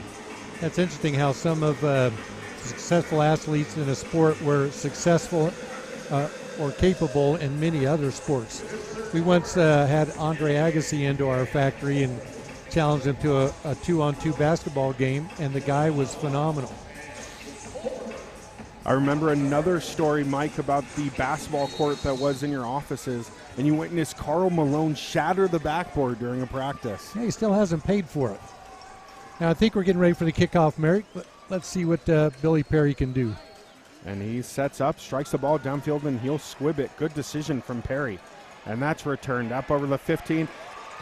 And Powell Sr. comes in like a wrecking ball and lays the lumber. Martinelli set him up, and man, that was a hard hit. He'll be feeling that on the bus ride home.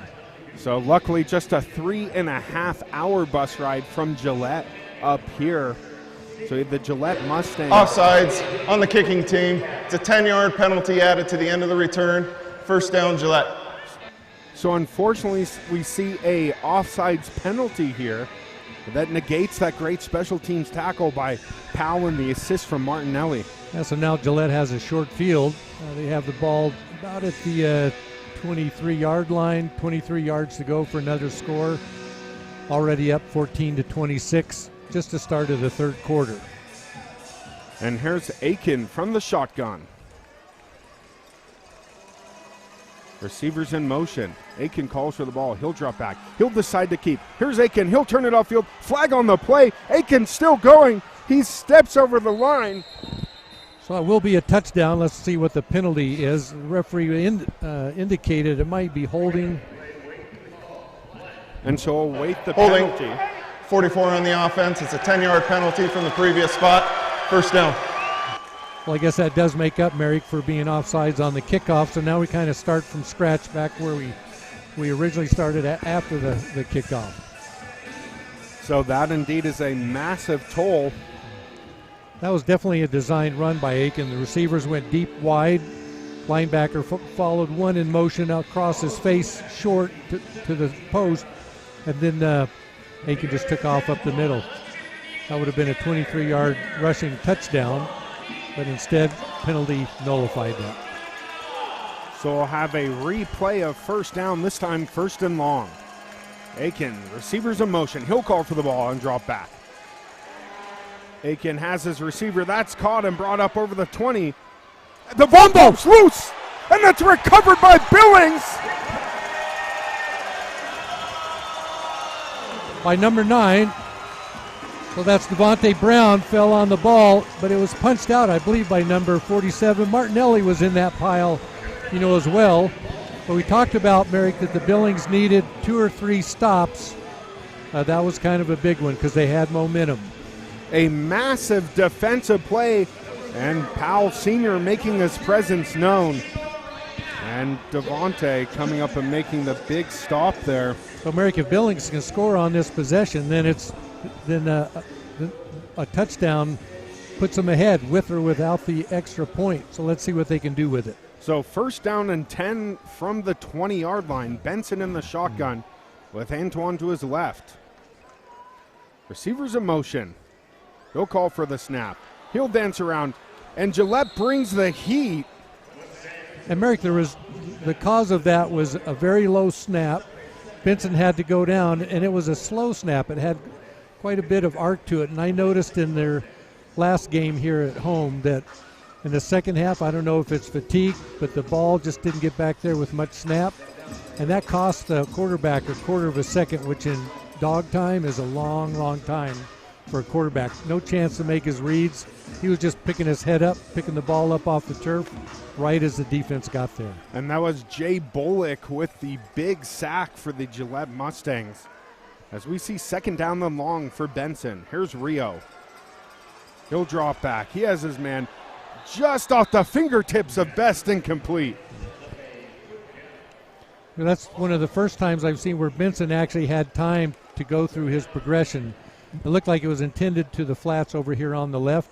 Looked to the center, covered by the linebacker.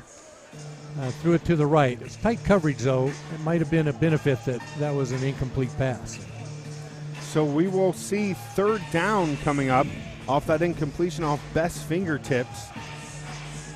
And Benson will start again from the shotgun.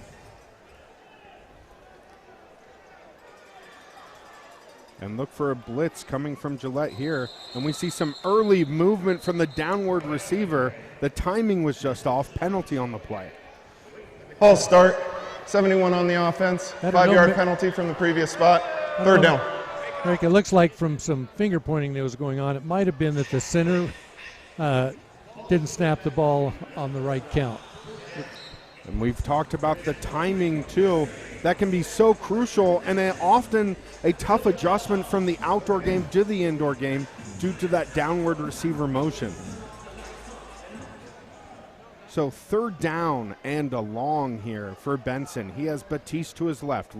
One-man backfield. Receivers in motion. Benson drops back. And he will hit Lewis. The ball falls incomplete. I think they're calling that incomplete. That was he threw it from the goal line. Could have been received at the 20, but dropped right away. Catchable ball, though, and a good pass. So 4th down, you assume that the kicker's going to come out, try to put him in a hole. This is a pretty long way to go on 4th down. And that was Chris Lewis, the intended receiver there. And just comes up incomplete. A couple of crucial drops on this drive with Billings trailing 26-14, 10-47. Officials, timeout. It looks like one of the dasher pads was injured in the fracas over there along that side wall. So we'll start over with a 25-second clock with 10:47 left in the third quarter. So we'll see an official's timeout for equipment, and we're ready to play, says the referee. So Billy Perry is lining up to kick this. And again, we'll see a timeout as the dasher pad keeps falling down. The door's getting checked. And as you see, our Lady Outlaw dancers on the screen. And a big thanks again, and the game day atmosphere they provide, coached by Tina Hirschgorn. And there's a look at the repair. You'll see underneath the boards, or underneath the dasher pads, fans, there's the original hockey boards, the white with the yellow kick plate.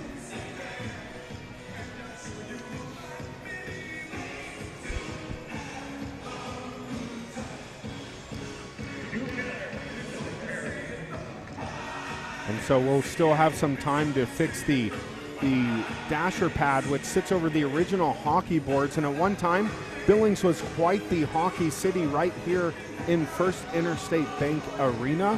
We saw the Billings Bulls play in that legendary American West Hockey League against the Bozeman Ice Dogs, the Helena Ice Pirates, and the Butte Irish.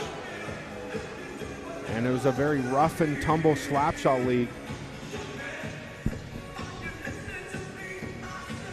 America, they call those dasher pads, but they're not much pads for absorbing an impact from the caliber of play and the physicality of some of these players.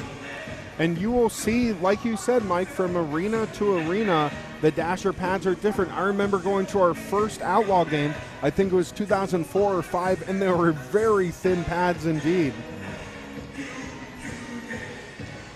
So it's all part of the show. You'll see some arena teams, especially in the NAL, that uses the square field, and that's left over from the AFL. As we still await play as they're working on that door.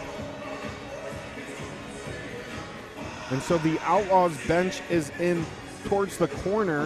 It had been right at midfield, but that's valuable real estate to try and sell for tickets.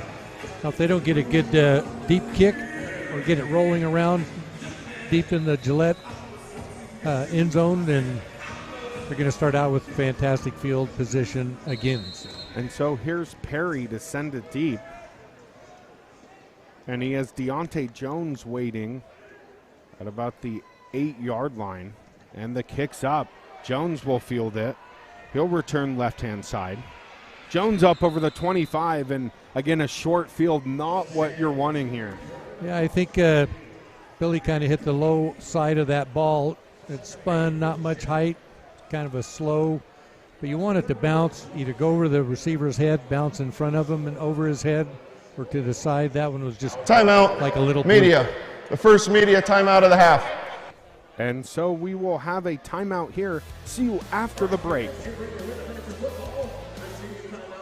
Not all replacement windshields are created equal. At Econoglass, we install windshields that are made to a car manufacturer's original specifications. Visit one of our locations to speak with an expert about your next windshield installation. Get quality. Get Econoglass. Remodeling your bathroom? Econoglass can transform your home with our Lumax shower doors. Designed for strength and stability and typically installed in 1 day or less. Visit one of our locations to speak with an expert about your next shower doors. Get quality. Get Econoglass.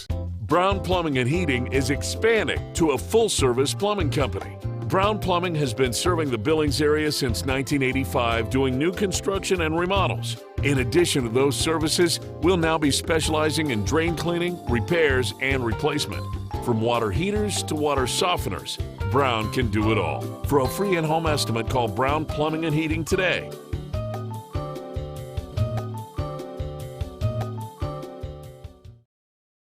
Putting new roofing or siding on your home is not just about slapping on shingles. It's an engineered system.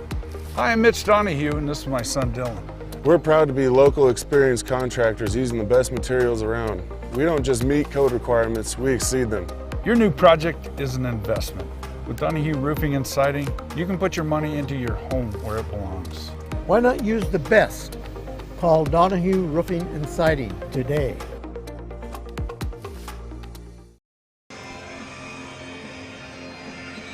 And we're back after the break. Let's take a look at our sponsors. We have Men's Fit, Moto Mortgage, and Miss Gigi's Sweets, where hopefully we'll celebrate with a sweet treat after tonight's victory.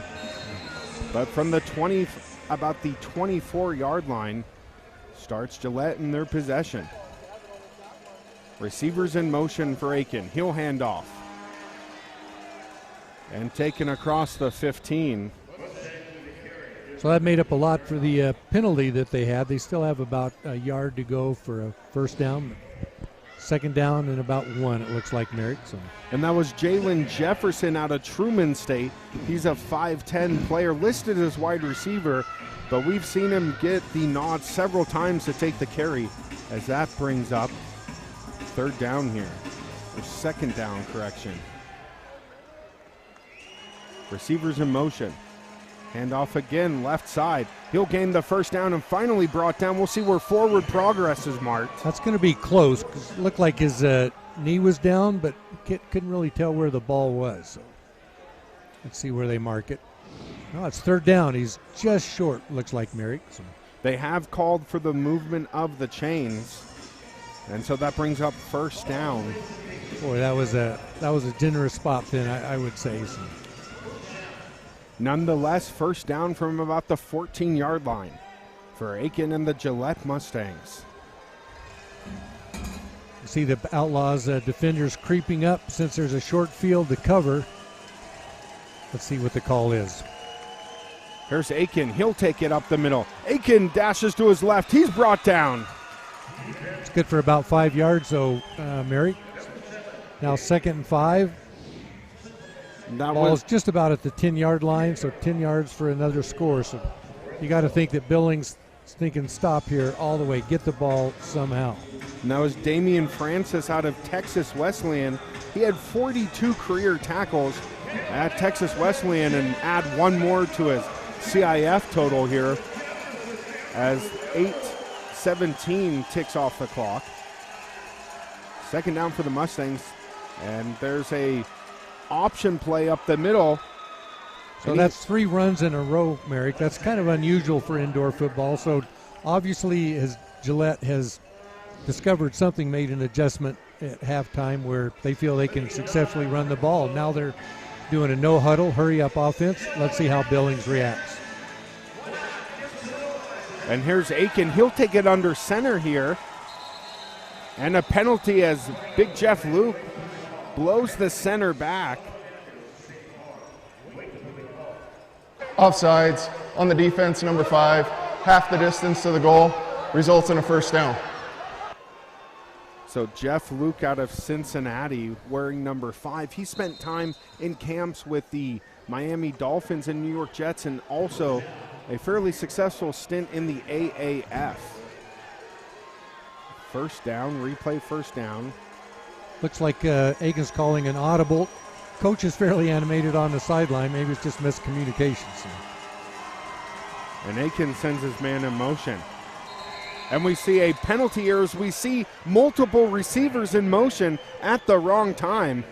That's kind of big, Merrick, because where they are now. False start on the offense, number 9. 5-yard penalty, stays first down.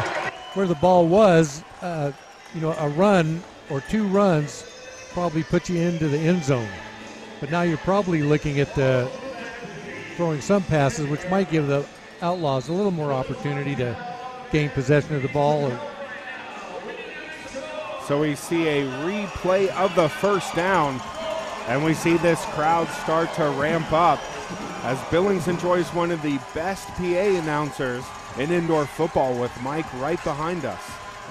Ball's on the 7-yard line. Aiken now. Some confusion. He'll have to call timeout. Aiken could not handle the noise or the confusion. Gillette goes to a timeout. Timeout. Gillette, they're first to the half. This will be a 30-second timeout. So this crowd got loud in a hurry. Yeah, it's interesting, Merrick, because it looked like there was confusion on the receiver over on the right side of Aiken. Wasn't sure where he was supposed to be, and I think that caused enough time to run off on the clock where they had to burn a timeout, which is kind of big in indoor football this early in the second half. There are some other games in the CIF that we hope we'll have some scores for shortly. Storm versus the Marshalls, Tropics versus the Beef, and of course an exciting one here, Mustangs at the Outlaws. Mustangs leading 26-14. They have the ball first down at the 7-yard line, trying to dial up another score. So here comes Aiken from the shotgun. He has twins right. And the receiver in the slot. And he'll give to the slot. He'll fake it. There's Aiken again with the option to the left, and the early indication is a touchdown as Aiken fakes the handoff and takes it the other way on the draw play. Looks like Martinelli's hurt. He's kind of limping. Looks like he's going off probably for the extra point. I didn't see what happened there, but definitely in quite a bit of pain, you can see. So. And that would The ruling on the field is that the player was pushed out of bounds at the 1 yard line. Second down. So Aiken is stopped at the goal line. The referee crew comes on and confirms the stop. From our position up here at the 25, it looked like maybe there was a touchdown. We saw the early indication. Merrick, you could, I would bet it's a run with Martinelli being out. Aiken under center on the 1 yard line. Let's see. And Aiken will take it. He'll bounce out. And he's stopped. Aiken's wrapped up and dropped at the 1. No, they pushed him over. I think they just called a touchdown. Okay. Let's see. The referees are conferring also. Yes, it is a score by the Mustangs. So Aiken there looked like initially he got stopped at about the 1, but he ended up getting pushed over. Yeah, the far referee pointed down short of the goal line. One on the other side, on the right side, signaled a touchdown. They got together, and it was a score. 32-14 with the extra point pending. So a drive that was extended by plenty of penalties down inside the red zone for the Gillette Mustangs, and they'll elect to go for the extra point after Neufeld's missed 2 in tonight's game. There's the call. That's off the motion running back. Aiken stopped by Luke, and this time wrapped up and dropped as Jeff Luke gets on there. Looks like a little skirmish is breaking out. I think the Gillette players didn't appreciate Aiken being pushed back and down fairly forcefully by the Billings Outlaws defense. But a good stop for Billings. And that was new player Joshua Fraser that made the initial hit and tackle, the 2018 Pittsburgh Steelers draft pick, getting it done defensively. He also Timeout. Media. Second media timeout of the quarter. And we'll head to a break.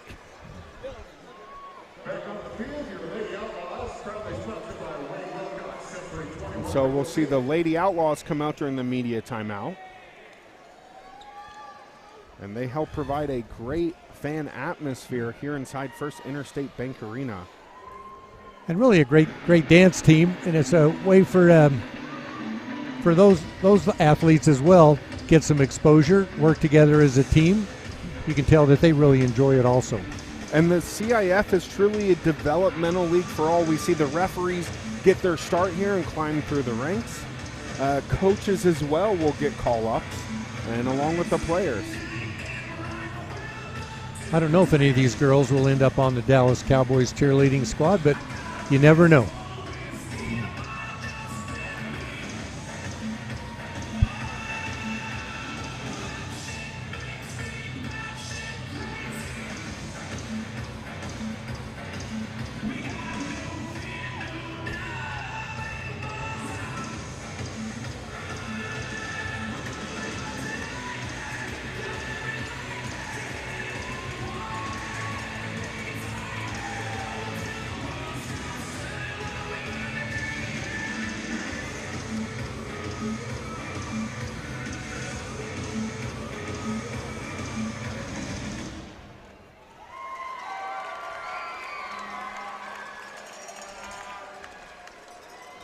So 4:59 remaining in the third.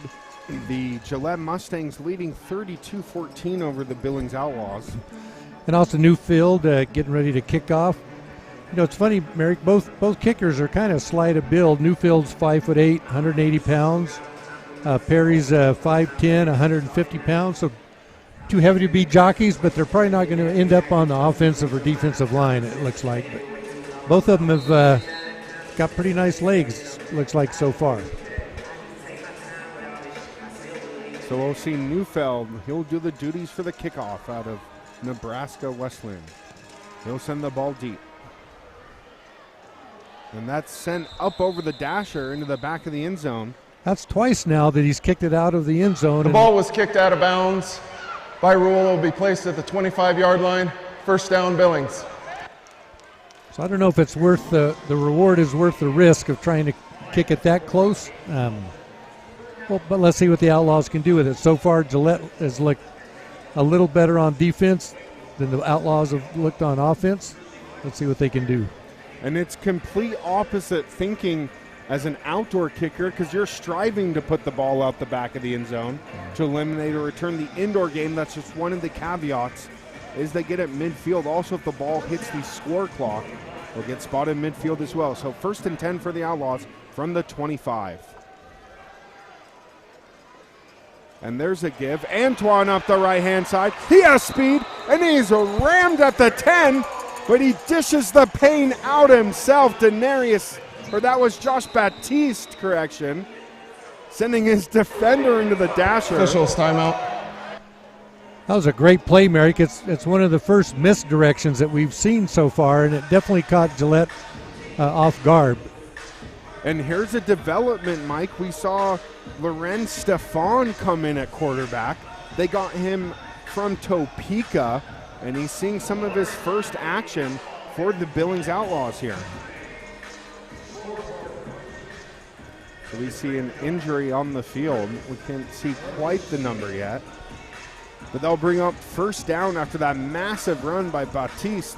And that was a big hit into the boards. And so we hope the player's all right. Looks like the medical team from the Billings Clinic is coming out to assist their trainers. As soon as we get word, we'll pass that on. So. That's just one of the occupational hazards, Mike, of the indoor game, is the walls can work as another defender, really laying out some big hits. You know, one thing that a lot of fans may not be aware of is that these players are employee of the football teams that employs, and their insurance is not by Blue Cross Blue Shield or Aetna, it's workers' comp.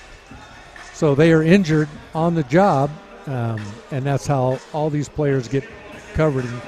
And most teams and leagues, since the coaches are on the field during the play, pay the same rates as the running back does. It's kind of interesting. And we've seen a few times where turnovers where both the coach and the chain gang has had to dive over the dasher to avoid a hit. Well, it reminds me a little bit of rodeo clowns and some of the gymnastics they have to do to preserve their life and limb. So we'll still have an injury timeout here. 4:13 remaining in the third. So there's still time, Merrick. Billings needs to score on this drive. They still need to get another stop or two, and then it's going to come down to clock management. But Gillette just looks like they're a little more crisp, especially on defense. And Aiken seems like he's just taking offense on his own back. He's been able to run pretty successfully. Then he started handing off. They've been running a lot the second half compared to the first half. So I couldn't quite see the number. It did look like maybe number 2, Sean Harper out of Washington State. We'll await confirming. Lorenz Stefan still stays in with Antoine to his left. There's the snap. The give to D2. He's up into the end zone. Touchdown, Outlaws. What a great play again. The second misdirection play in a row, Merrick, where they fake a handoff on a sweep to the right, then up the middle. There's a giant hole there, so the offensive line gets a lot of credit on that one because I don't think he was contacted till he was at the goal line, maybe even into the end zone. So it's 20-32, pending the extra point or 2-point conversion. And one thing, fans that might be new to the indoor game, a 12-point lead can get washed away very quickly. And I remember one game, the Outlaws of old against the Chattanooga River Sharks put up almost 112 points. So you can see mass scoring here as the TikTok star is on to take the PAT.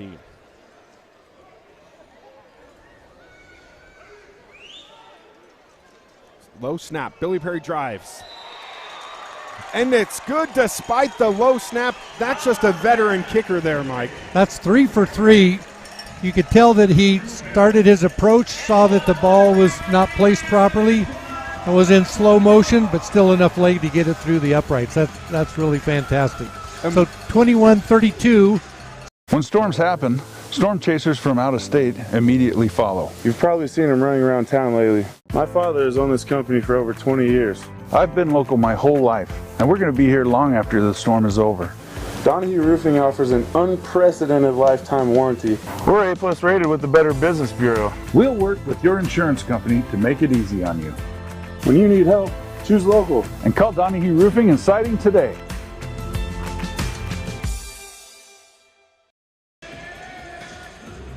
And we're back. Here's a look at our few sponsors as we have Restore and Sonic and Synergy. After the game tonight, why not get a cold drink or a snack from Sonic? As Sonic got their start, Merrick, with their servers all on roller skates. It's kind of what they were famous for, kind of a 50s presentation of how to consume food and be entertained at the same time. So. You're right, the car hop. I wonder how much coaching goes into the new employees or did go into the new employees.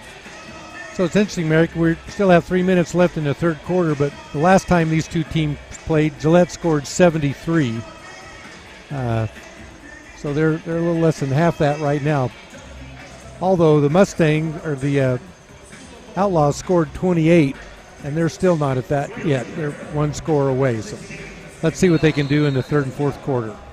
And defensively, a fairly tight game, as you mentioned. The Mustangs put up over 70 points, this time just 32 as they lead 32-21. And here's the kickoff. And that's received by Rashad Ridley. He'll take it up the return. And Rashad Ridley's finally brought down at about the 17.5 to 18-yard line. They'll give a generous spot, though. 19-yard line will be the official spot. That was Damian Francis, Merrick, out of Texas Wesleyan, and 42 career tackles. So that's two big special teams plays that Francis has made out of Texas Wesleyan. Stands 6'2", 205. So first down. Rick, you kind of feel at this point in the game with the time that's left that a change in the lead is probably going to come from the defensive coordinator as much as the players on the field. So they've got to find a way to get some stops. Here's Aiken from the shotgun. And the umpire clears, and the CIF, the umpire is also in the backfield with the referee. And here comes Aiken, up over the middle. That's intercepted! Big interception! None other than Francis, again making a massive play. So Damian Francis, 2 in a row on solid plays, Mike.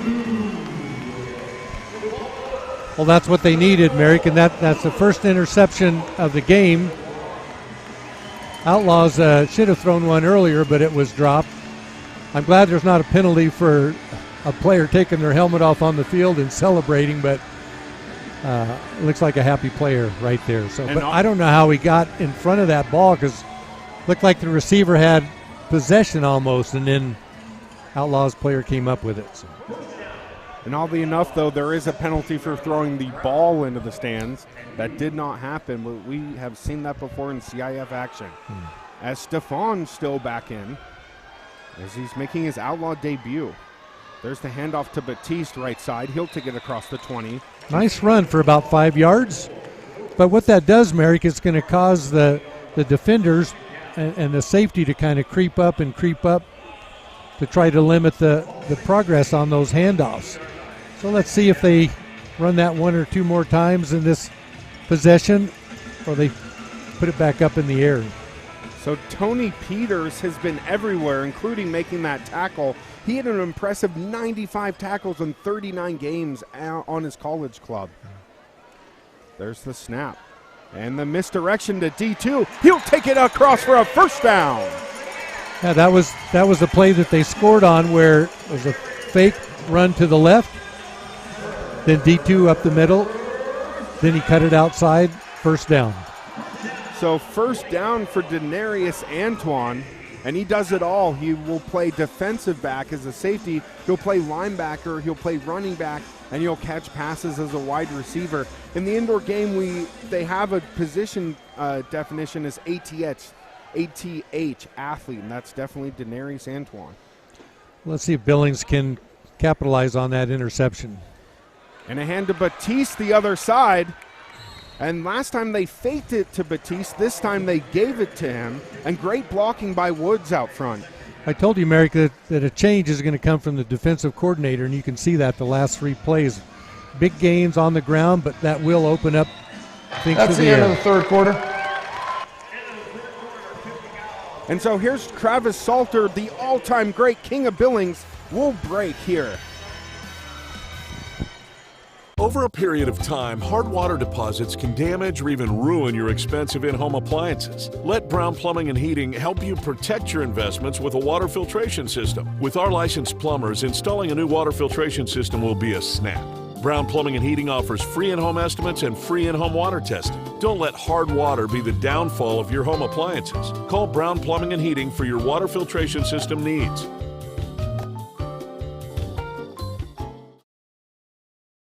Not all replacement windshields are created equal. At Econoglass, we install windshields that are made to a car manufacturer's original specifications. Visit one of our locations to speak with an expert about your next windshield installation. Get quality. Get Econoglass. Remodeling your bathroom? Econoglass can transform your home with our Lumax shower doors. Designed for strength and stability and typically installed in 1 day or less. Visit one of our locations to speak with an expert about your next shower doors. Get quality. Get Econoglass. Putting new roofing or siding on your home is not just about slapping on shingles. It's an engineered system. Hi, I'm Mitch Donahue, and this is my son Dylan. We're proud to be local experienced contractors using the best materials around. We don't just meet code requirements, we exceed them. Your new project is an investment. With Donahue Roofing and Siding, you can put your money into your home where it belongs. Why not use the best?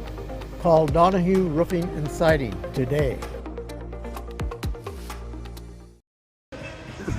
Well, Merrick, let's hope that Gillette can keep them out of the end zone, because if they score here, get a stop and another touchdown, that'd put them up by 1 point. So things can change pretty quickly in indoor, as we've just seen.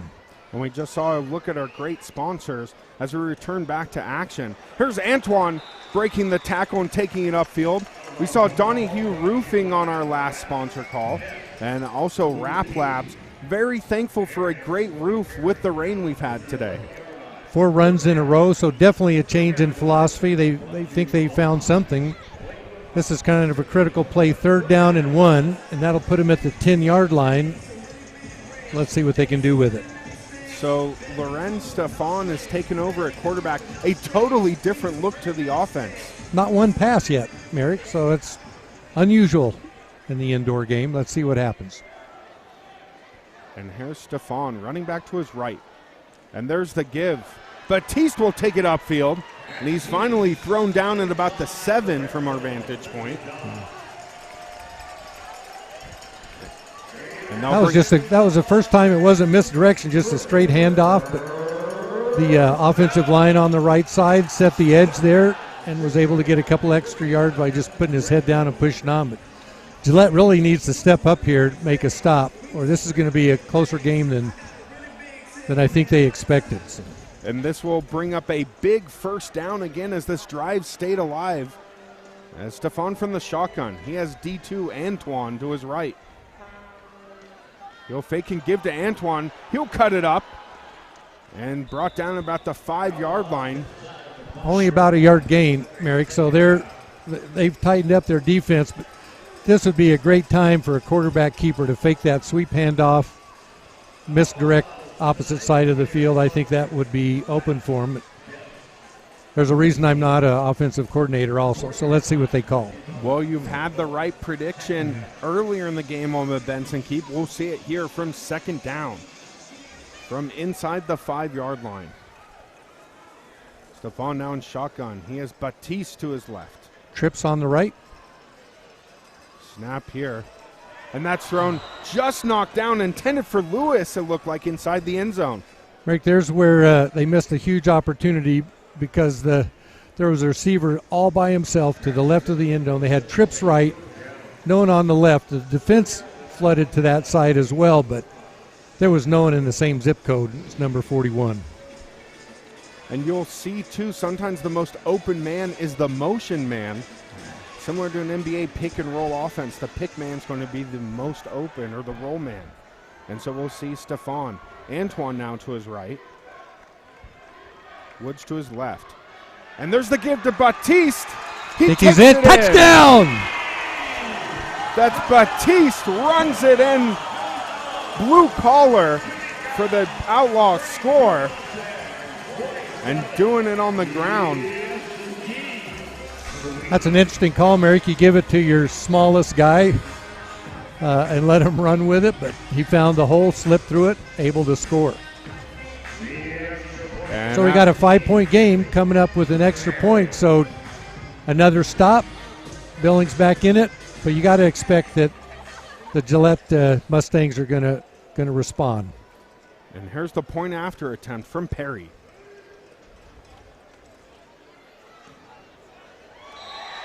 That guy's money. 4 for 4. 4 for 4, and that brings it 28-32, and we will head to a break.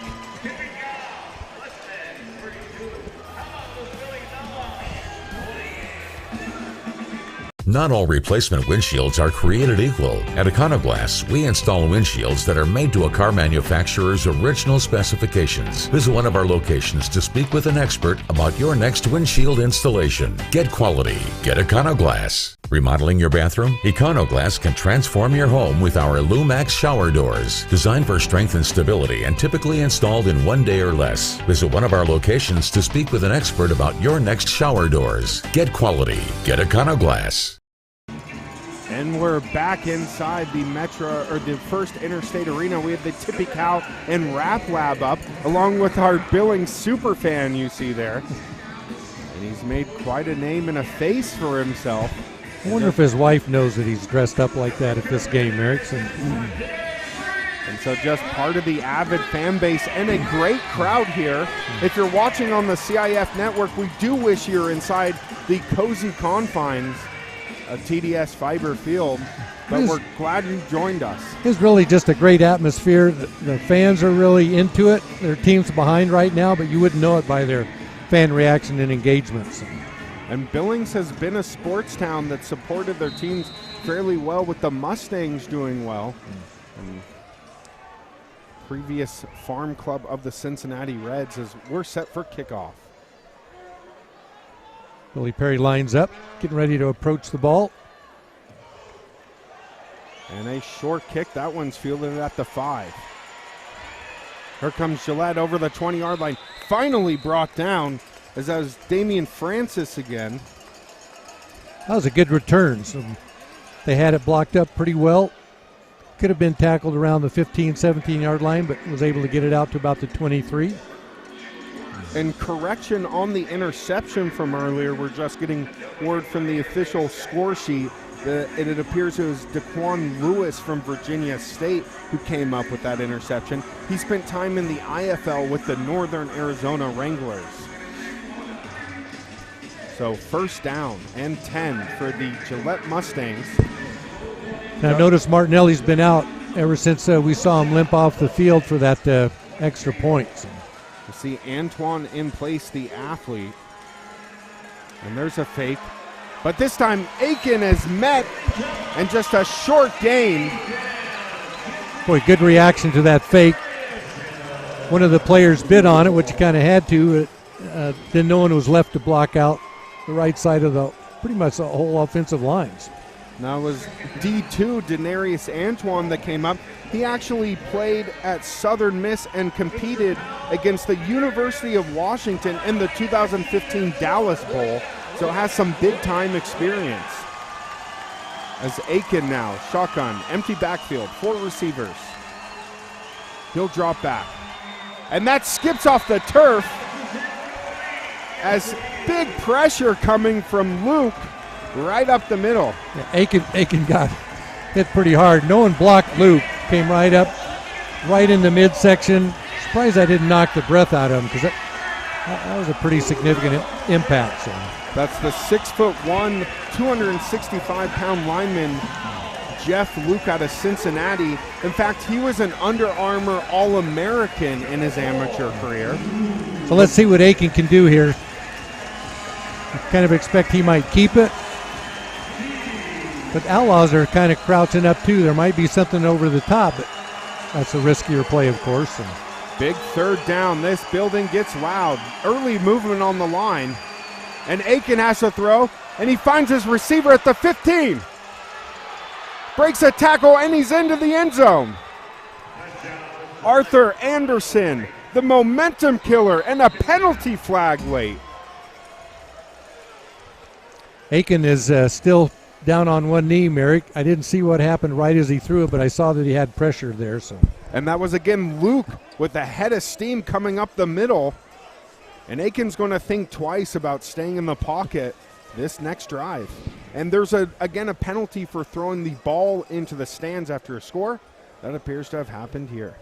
We'll await the penalty announcement. 28-38, 9 minutes left in the fourth quarter. So this could be a big call. It means of longer PAT attempt, certainly longer two-point attempts. Looks like they're lining up for the kick.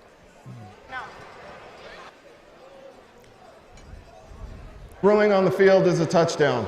After the play, unsportsmanlike conduct. Number 5 for throwing the ball into the crowd. That 15-yard penalty will be enforced after the kickoff. So here's Neufeld on to take the PAT.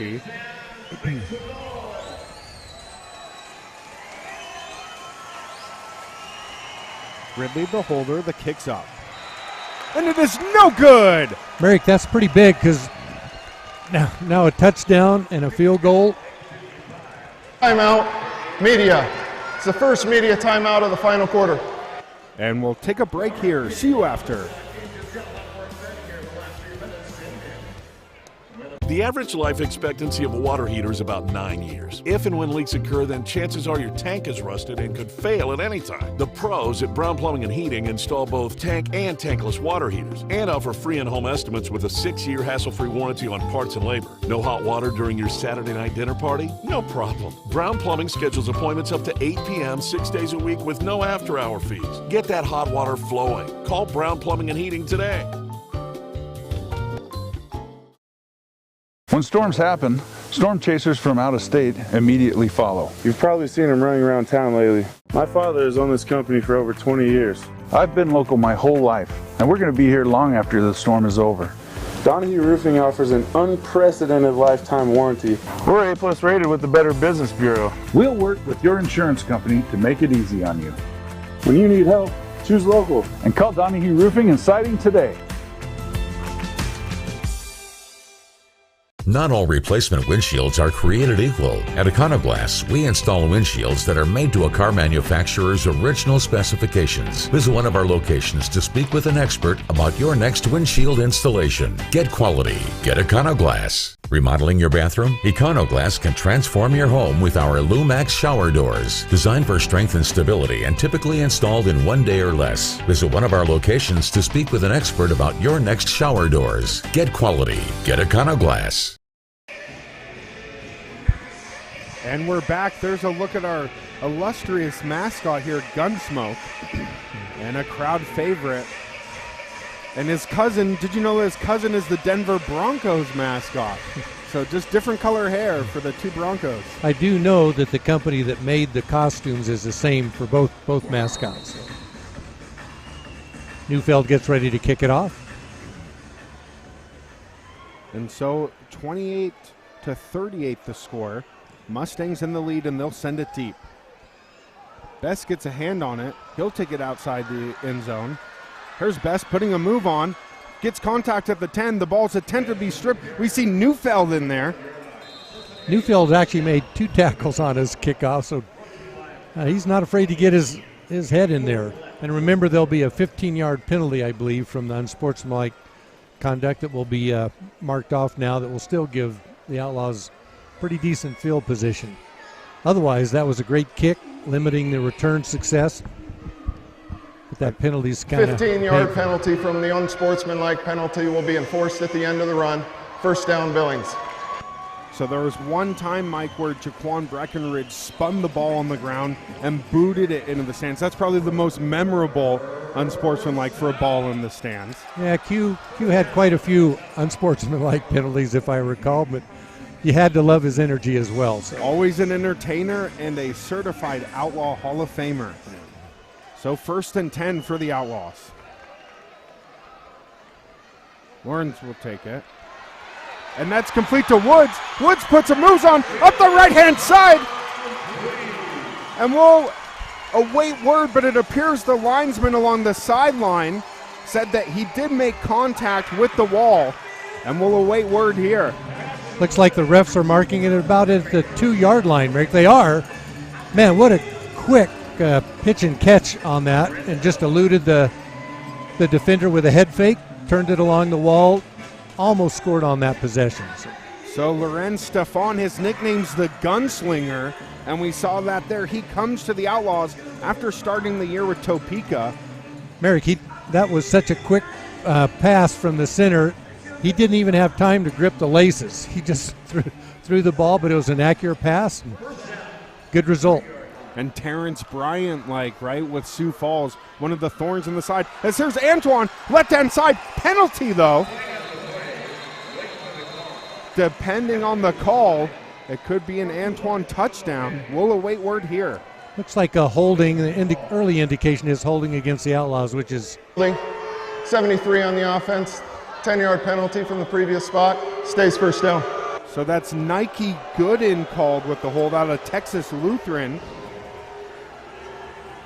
And he was voted second-team All-American by D3Football.com.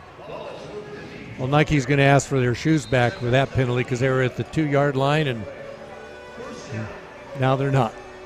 So penalties like that can be a drive killer, but Outlaws showing resilience with 7:05 remaining. They trail 38-28. And there's Stefan from the shotgun position. He'll drop back. Had a man open, wide open in the middle. The linebacker rushed, vacated that area, but passed just a little off target. And it was on the back shoulder of Josh Best there that's been targeted several times tonight. And that brings up a crucial 2nd down after the holding call. You can tell that the Mustangs defensive coach is pretty upset about that. He went and had a few words with 3 of the defenders, and he's probably going to be looking for a priest confession probably after schooling those 3 players. So we'll see the Outlaws again after the incompletion, empty backfield. And that's thrown and caught. We'll see where they spot it. 1-yard line, looks like they're marking at the 1-yard line. And that's Chris Lewis with the grab and scamper. Again, that was out of the quarterback's hand even before he had time to grab the laces. And the Boo Birds are out. The first time we've really heard that tonight, Mike. Well, the fans always wanted a touchdown, and it was pretty close, but 3rd down to make a yard. Let's see what they call him, Eric. What would you do? While we see Luke come in, I would see a misdirection dive play. The fake to Luke can pitch to the outside. Instead, they'll hand it straight up the middle for a touchdown. D2, Denarius Antoine getting it done. So 38-34, the Outlaws have closed the gap, Mike. So before this game, he was 4th in the CIF in rushing TDs with 6. And so adding to that total. So let's see if Billy Perry can go 5 for 5 on the kickoff, make this a 3-point game. So Perry also owns 2 Guinness World Records for kicking. Snaps down, kick is up. I think he pulled that one to the right. That's kind of big. Now it's a 4-point deficit, but Outlaws in the second half have come back and really closed the gaps. So 4 for 5. I think, Mike, part of that answer is the pass rush that they've been able to apply on Aiken. And it's funny because Martinelli is out, who was probably their most efficient linebacker. But yeah, now they're getting heat on Aiken, and I think he's been hit a couple of times pretty hard, so he may not be as willing to hang on to the ball as long as he has in the past. But that's been part of his success. He's been very patient. Even when he knew a freight train was coming, he's held it at the last second and delivered on most of his passes. Only one interception.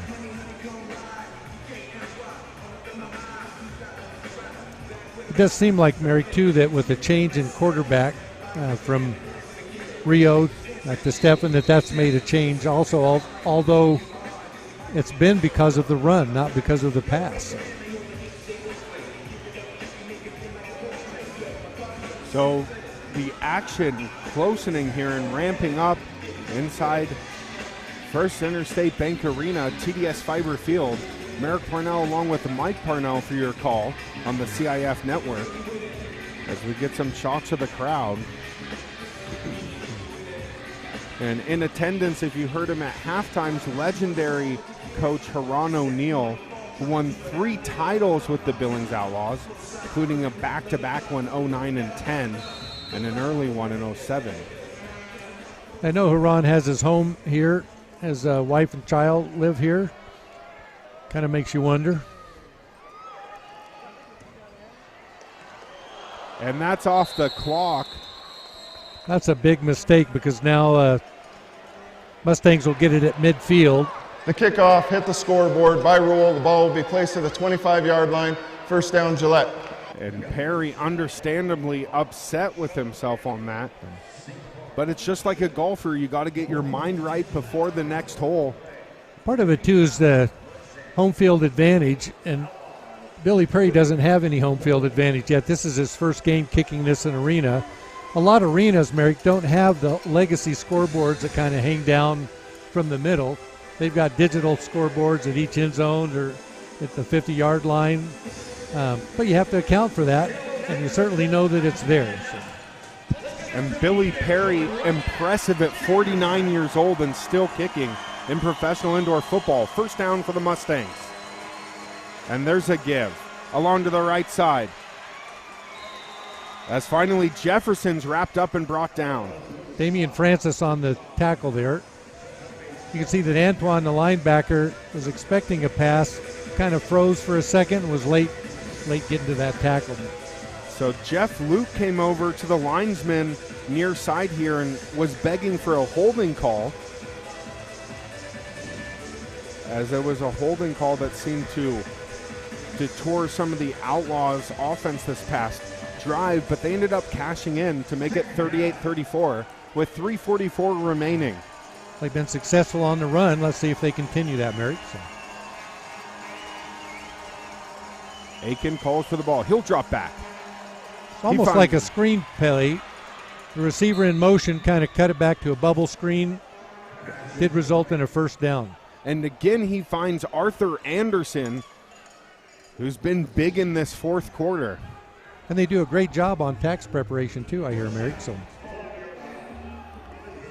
And so we'll see a first down after the Anderson catch and run.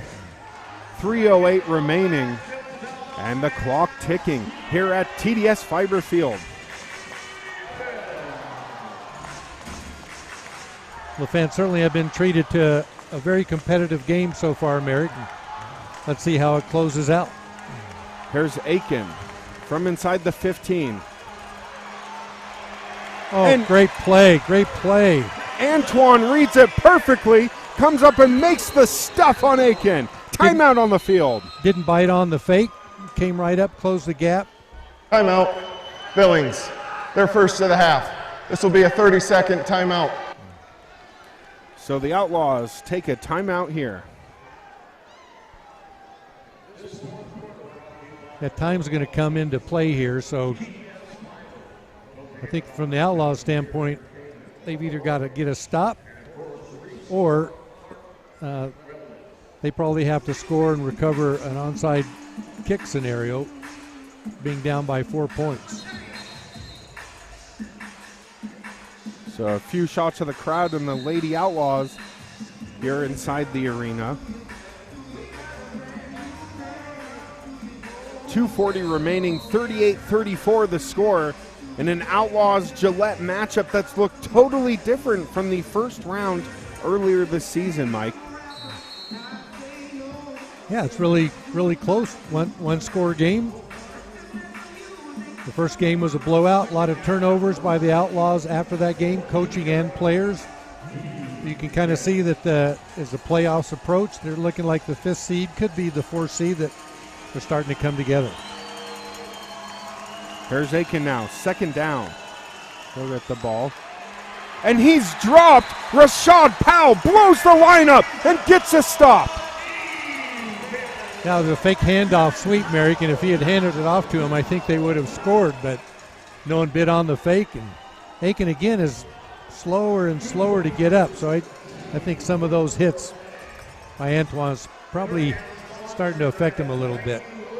Well, in Rashad Powell, the 6'3", 259 defensive lineman at a Northeastern State. And he also played basketball in high school and was 5th in tackles for loss in college in their conference. This is where you want your D-line to put on a lot of pressure, shorten the time window for the quarterback to throw in. For Aiken, this is a time to be really accurate with the ball. Aiken drops back. Bull rush coming on. That pass is complete along the sideline. So that was Jefferson with a crucial grab. However, brings up 4th down. So, Merrick, do you go to the field goal here, potentially make it a 7-point lead, or do you go for it, risk not making a first down? Then the Outlaws, all they have to do is score a point. Doesn't matter if they make the extra point or not. Looks like they're going to go for it. I think with their kicker, I would have gone for make it a 7-point lead. And with Neufeld's misses tonight, I think they're going to elect not to send the kicker on. With the clock running here. And we run it down to the 1-minute warning. Timeout, media. It's the final media timeout of the game. And 1-minute warning, we'll head to a break and see you for the rest of the game. It's a big play. The average life expectancy of a water heater is about 9 years. If and when leaks occur, then chances are your tank is rusted and could fail at any time. The pros at Brown Plumbing and Heating install both tank and tankless water heaters and offer free in-home estimates with a 6-year hassle-free warranty on parts and labor. No hot water during your Saturday night dinner party? No problem. Brown Plumbing schedules appointments up to 8 p.m. 6 days a week with no after-hour fees. Get that hot water flowing. Call Brown Plumbing and Heating today. Putting new roofing or siding on your home is not just about slapping on shingles. It's an engineered system. Hi, I'm Mitch Donahue, and this is my son Dylan. We're proud to be local experienced contractors using the best materials around. We don't just meet code requirements, we exceed them. Your new project is an investment. With Donahue Roofing and Siding, you can put your money into your home where it belongs. Why not use the best? Call Donahue Roofing and Siding today. And so we're back inside the First Interstate Bank Arena. 1 minute to play in an instant CIF Classic. And Rick, this is kind of critical because the Mustangs still could get a first down, which would be almost worse than if they scored a quick touchdown where you could have a chance to score, get an onside kick. So looks like Mustangs may take a timeout. So 4th down here. About 5 yards to go. Now you could say this is the play of the game, I'd say. So. With the play clock running, 1 minute, 38-34 the score in the 4th quarter. Mustangs, 4th down from just outside the 5-yard line. Here's Aiken under center. He'll send this receiver in motion. Aiken drops back. He has his receiver. Incomplete! Incomplete! Aiken cannot find his receiver in the corner of the end zone and turns the ball over. Aiken got knocked down again, even slower to get up this time. But again, that was a risky call. I thought for sure they'd go for the 3 points, make it a 7-point game. The Mustangs have been playing just incredible defense all game. And that was Daquan Lewis again coming up with stellar defensive back play. providing the pressure. Huge stop for the Outlaws. They trail 38-34, 56 remaining. Well, that was a nice stop, Merrick, but now you have to score. There's only almost a minute left. Let's see what they can do with it. And I think they burned 1 or 2 timeouts. Let's see if we can get official word. And here's Stefan. He'll look, can't get the ball loose, and just has to fire it out. Yeah, I think there were some miscommunications on where the receiver was to be, because where Stefan looked was not where a receiver was in that area. So also, I thought it was interesting that the Mustangs linebacker continues to blitz, and the center of the field there is pretty wide open. And there's a look at legendary coach Haran O'Neill and current owner Stephen Titus as it's 2nd down and 10. Handoff to Best. He'll take it across over the 10, and he's finally brought down over the 15. 46 seconds remaining. Clock still running. So they obviously called 2 plays in the huddle expecting a run. I don't think anyone in the building expected a run. Got about 9 yards on it. Let's see what they called. So 3rd down and about 1.5. And Stefan will fire. He hits Woods, curls around at the 20, and finally brought down. 25 seconds remaining. I think the Outlaws called a timeout. Or maybe just to move the down yard markers. They're ready for the snap as soon as they're set. So momentum on the side of the Outlaws after making a huge defensive play, and they'll try and get it done offensively. 1st down. Receivers in motion. Stefan will drop back. He hits Woods again along the sidewall. Woods cuts it up to the 10, to the 5. He's finally brought down. Caleb Woods. 13 seconds left, Merrick. It looks like they're at the 4-yard line. A touchdown here wins it for the Outlaws. So a huge momentum boost. Caleb Woods coming up big as we see the replay here, and shakes and bakes his defender, turns it north up the field. Timeout, Billings. Their 2nd timeout of the half. So this is an interesting scenario with 13 seconds left. You either need to be in the end zone or an incomplete pass. If by chance they choose to run it, they have to be close to the sidewalls or the goal line to be able to stop the clock. And so timeout and a break here.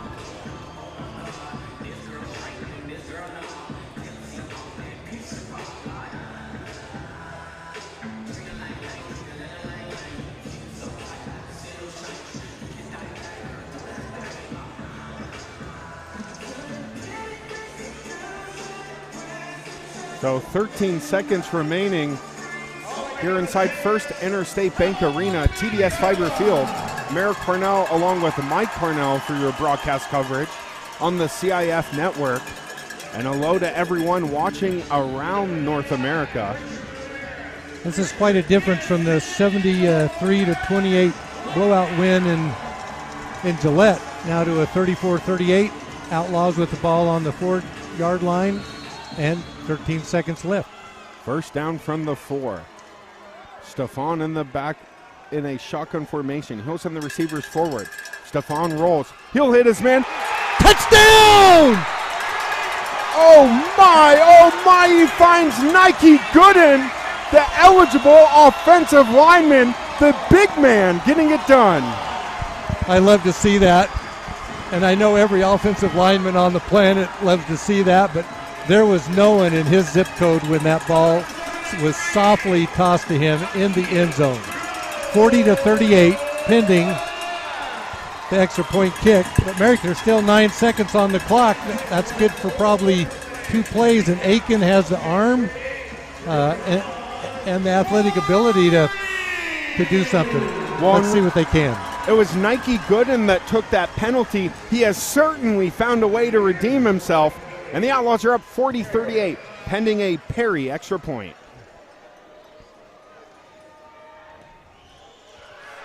Went through, hit the right upright, squipped to the left, and the point is good. Wow, that was close, Mike. We saw a doink, but a good and one. So now that means that the Mustangs can kick a field goal, tie it up. We potentially could go to overtime. I hope my babysitter's okay if that happens.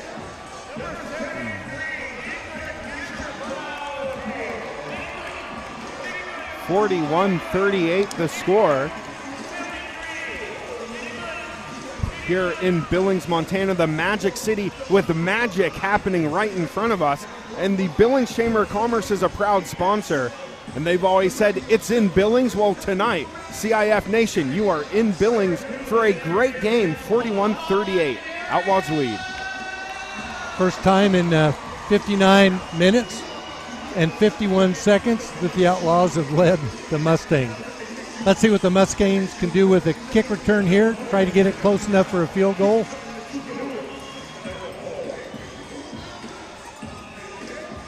And that was off of a Nike Gooden touchdown catch. The big man rumbling, bumbling, stumbling into the end zone. Soft hands, though. But he had all time, and I'm sure Stefan knew that, and that's why it was kind of a soft pass like you might see in Sandlot. So Perry will be on to send it deep in his Outlaws debut. The 49-year-old kicker who won a championship with the 2019 Duke City Gladiators, who's at the time was playing in the CIF. They're currently in the IFL now. And Tyrone Laughinghouse, former Outlaw, is playing with them currently. So 9 seconds remaining. Perry approaches the ball. And that's sent squibbed. It will bounce up at the 10 and fielded. Boy, that was pretty fortunate for the Outlaws because they were not able to advance it. If he had caught it before it had bounced, Merrick, probably could have got it to midfield, and that's well within the Mustangs kicker's range. So 6 seconds remaining in this classic of an Outlaws Gillette chapter here on the CIF Network, TDS Fiber Field. And glad you have all joined us tonight. Well, if this score holds, Merrick, I'd say that the game ball probably goes to the offensive coordinator that called that play to an offensive lineman. Gillette, their second timeout of the half. And we'll take a quick break here. Don't go anywhere.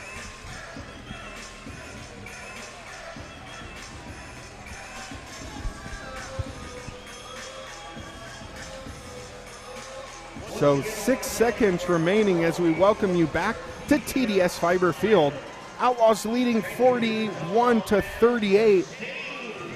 Merrick, the big change that kind of turned this game around, because it was well in hand for the Mustangs at halftime, is Billings started running the ball, made a change at quarterback, but really all the quarterback did was hand the ball off pretty consistently, and they had some success doing that. The other thing that I thought was surprising was Martinelli, the linebacker for the Outlaws, went out with an injury, and Antoine came in and has made a huge difference. Put a lot of pressure on Aiken, put him on his back a few times, but let's see what the Mustangs can do. Maybe they can pull this out. And Jeff Luke ready to go, and the pass rush for the Outlaws. As he's dropped back, that one's caught along the sideboards as Michael Cornelius came up with that, using all of his 6'4" frame to get it done and go to the wall. And that might have been just a field position play for a field goal attempt, although it looks like they might be going for it. So 3 seconds remaining. Outlaws 41, Mustangs 38. Instant classic of a game here at TDS Fiber Field, First Interstate Bank Arena. And we're thrilled to bring you this call on the CIF Network, and we'll be ready momentarily. And Merrick, again, I'm surprised because Neufeld, their kicker, was kicking 40 and 45-yard field goals, 4 out of 5 in warm-up. So see what happens. And the center could not hear the call. They're forced to take a timeout here. Wonder if that was an intentional, Timeout. Merrick. Gillette, that's their final timeout of the game. Wonder if that was intentional to try to buy 5 yards to kick a field goal, but I don't see Neufeld coming onto the field yet. So, or on the flip, changing your cadence for a hard count. As we know, the pass rush was going to become... Putting new roofing or siding on your home is not just about slapping on shingles. It's an engineered system. Hi, I'm Mitch Donahue, and this is my son Dylan. We're proud to be local experienced contractors using the best materials around. We don't just meet code requirements, we exceed them. Your new project is an investment. With Donahue Roofing and Siding, you can put your money into your home where it belongs. Why not use the best? Call Donahue Roofing and Siding today.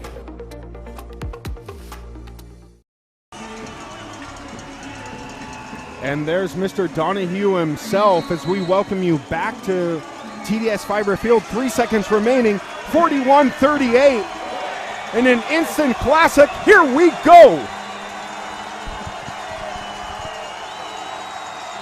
Here's Aiken, shotgun. He'll call for the ball. He'll look deep. Aiken to the end zone. It's to the back of the end zone. Outlaws win! Outlaws win! Outlaws win! What a fantastic finish. That ball wasn't catchable, even if someone had been there. To say that the Outlaws are happy would be the understatement of the year. Absolutely incredible finish. The expiring minutes on the clock, seconds tick down. Gillette throwing their helmets all over the field in disgust. Instant classic from the Magic City. Well, Merrick, I don't think this changes anything for the Mustangs from their playoff seeding. I think they're the number 2 seed now. We still don't have some other scores from around the league in yet. But this could be a momentum changer for the Outlaws. And especially, a couple of things. They have a kicker now that's consistent. And the linebacker play in the second half was incredible and completely changed the complexion and the timing of Aiken.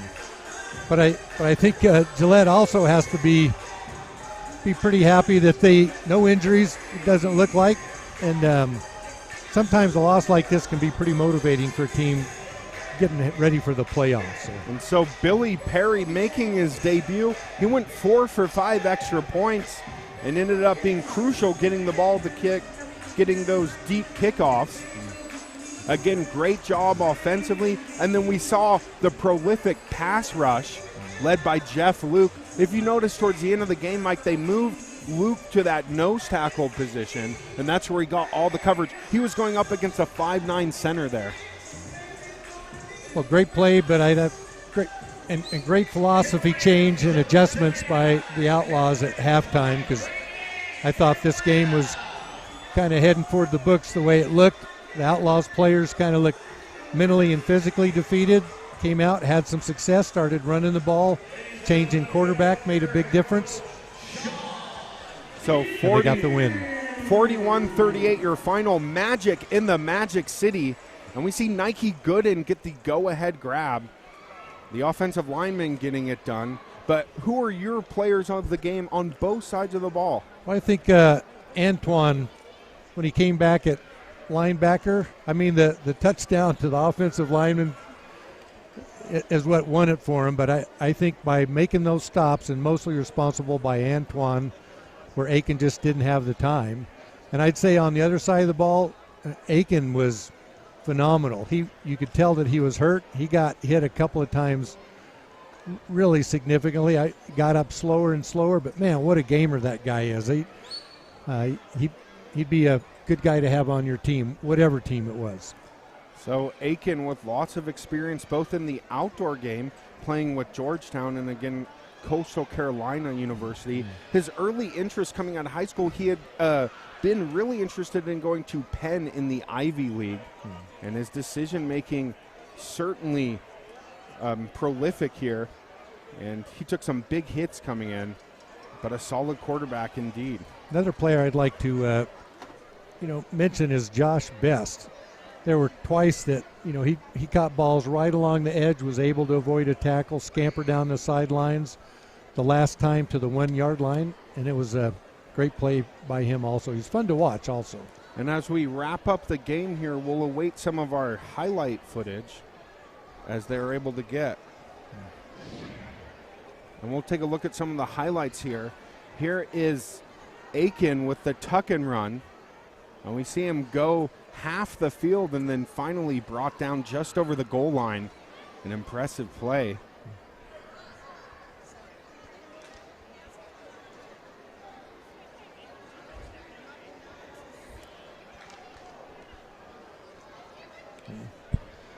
And so there's D2 showing his score.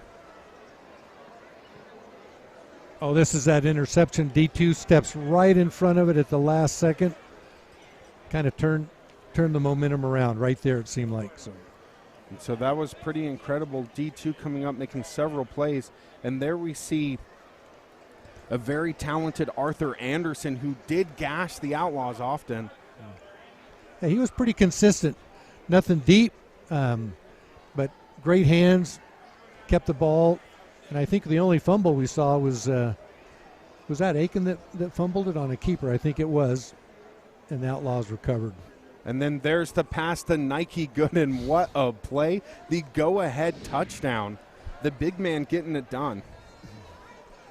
And it's so great here, Merrick, where after the game, fans can come onto the field, meet, talk to the players, kids get some autographs. Kind of a memorable time, as I recall. So. I still have several shirts and balls that were autographed from Outlaws of past, and we were lucky to have Haran O'Neill on our halftime message here as we see the fans still mob the field, and the players really do a great job of making themselves accessible. So rare in professional sports. Even after a loss, I noticed that the Outlaw players are still very gracious and very thankful to the fans. They know that that's what the people come to watch, is the product they put on the field. And tonight they weren't disappointed. They got their money's worth in the quality of play, really on both sides of the ball. And so there's a look at Travis Salter. His number was retired a few weeks ago.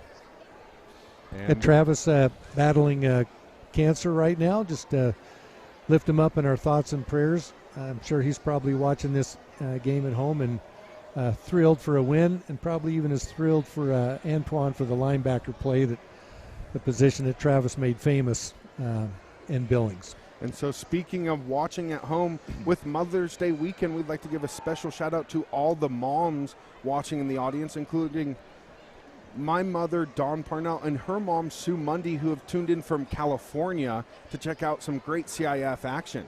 So for Merrick Parnell, and joined by Mike Parnell and all of our production team, we thank you for tuning in to tonight's broadcast on the CIF Network.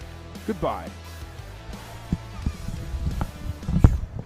When plumbing frequently clogs, it's a sign of bigger problems. Brown Plumbing has a better alternative that cleans pipes in less time with longer-lasting results. Jetting completely clears your pipes of old, hard-to-remove deposits and roots with highly pressurized water that safely breaks down buildup in your pipes. The jetting method is perfect for any residential or commercial job and is safer for your plumbing. Brown Plumbing, keeping our name out of your drain.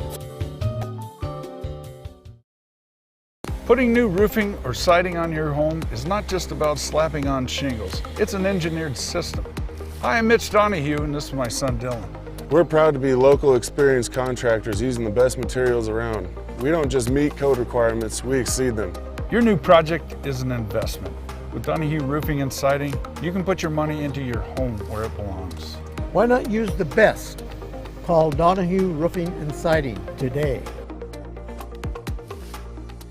Not all replacement windshields are created equal. At Econoglass, we install windshields that are made to a car manufacturer's original specifications. Visit one of our locations to speak with an expert about your next windshield installation. Get quality. Get Econoglass. Remodeling your bathroom? Econoglass can transform your home with our Lumax shower doors. Designed for strength and stability and typically installed in 1 day or less. Visit one of our locations to speak with an expert about your next shower doors. Get quality. Get Econoglass.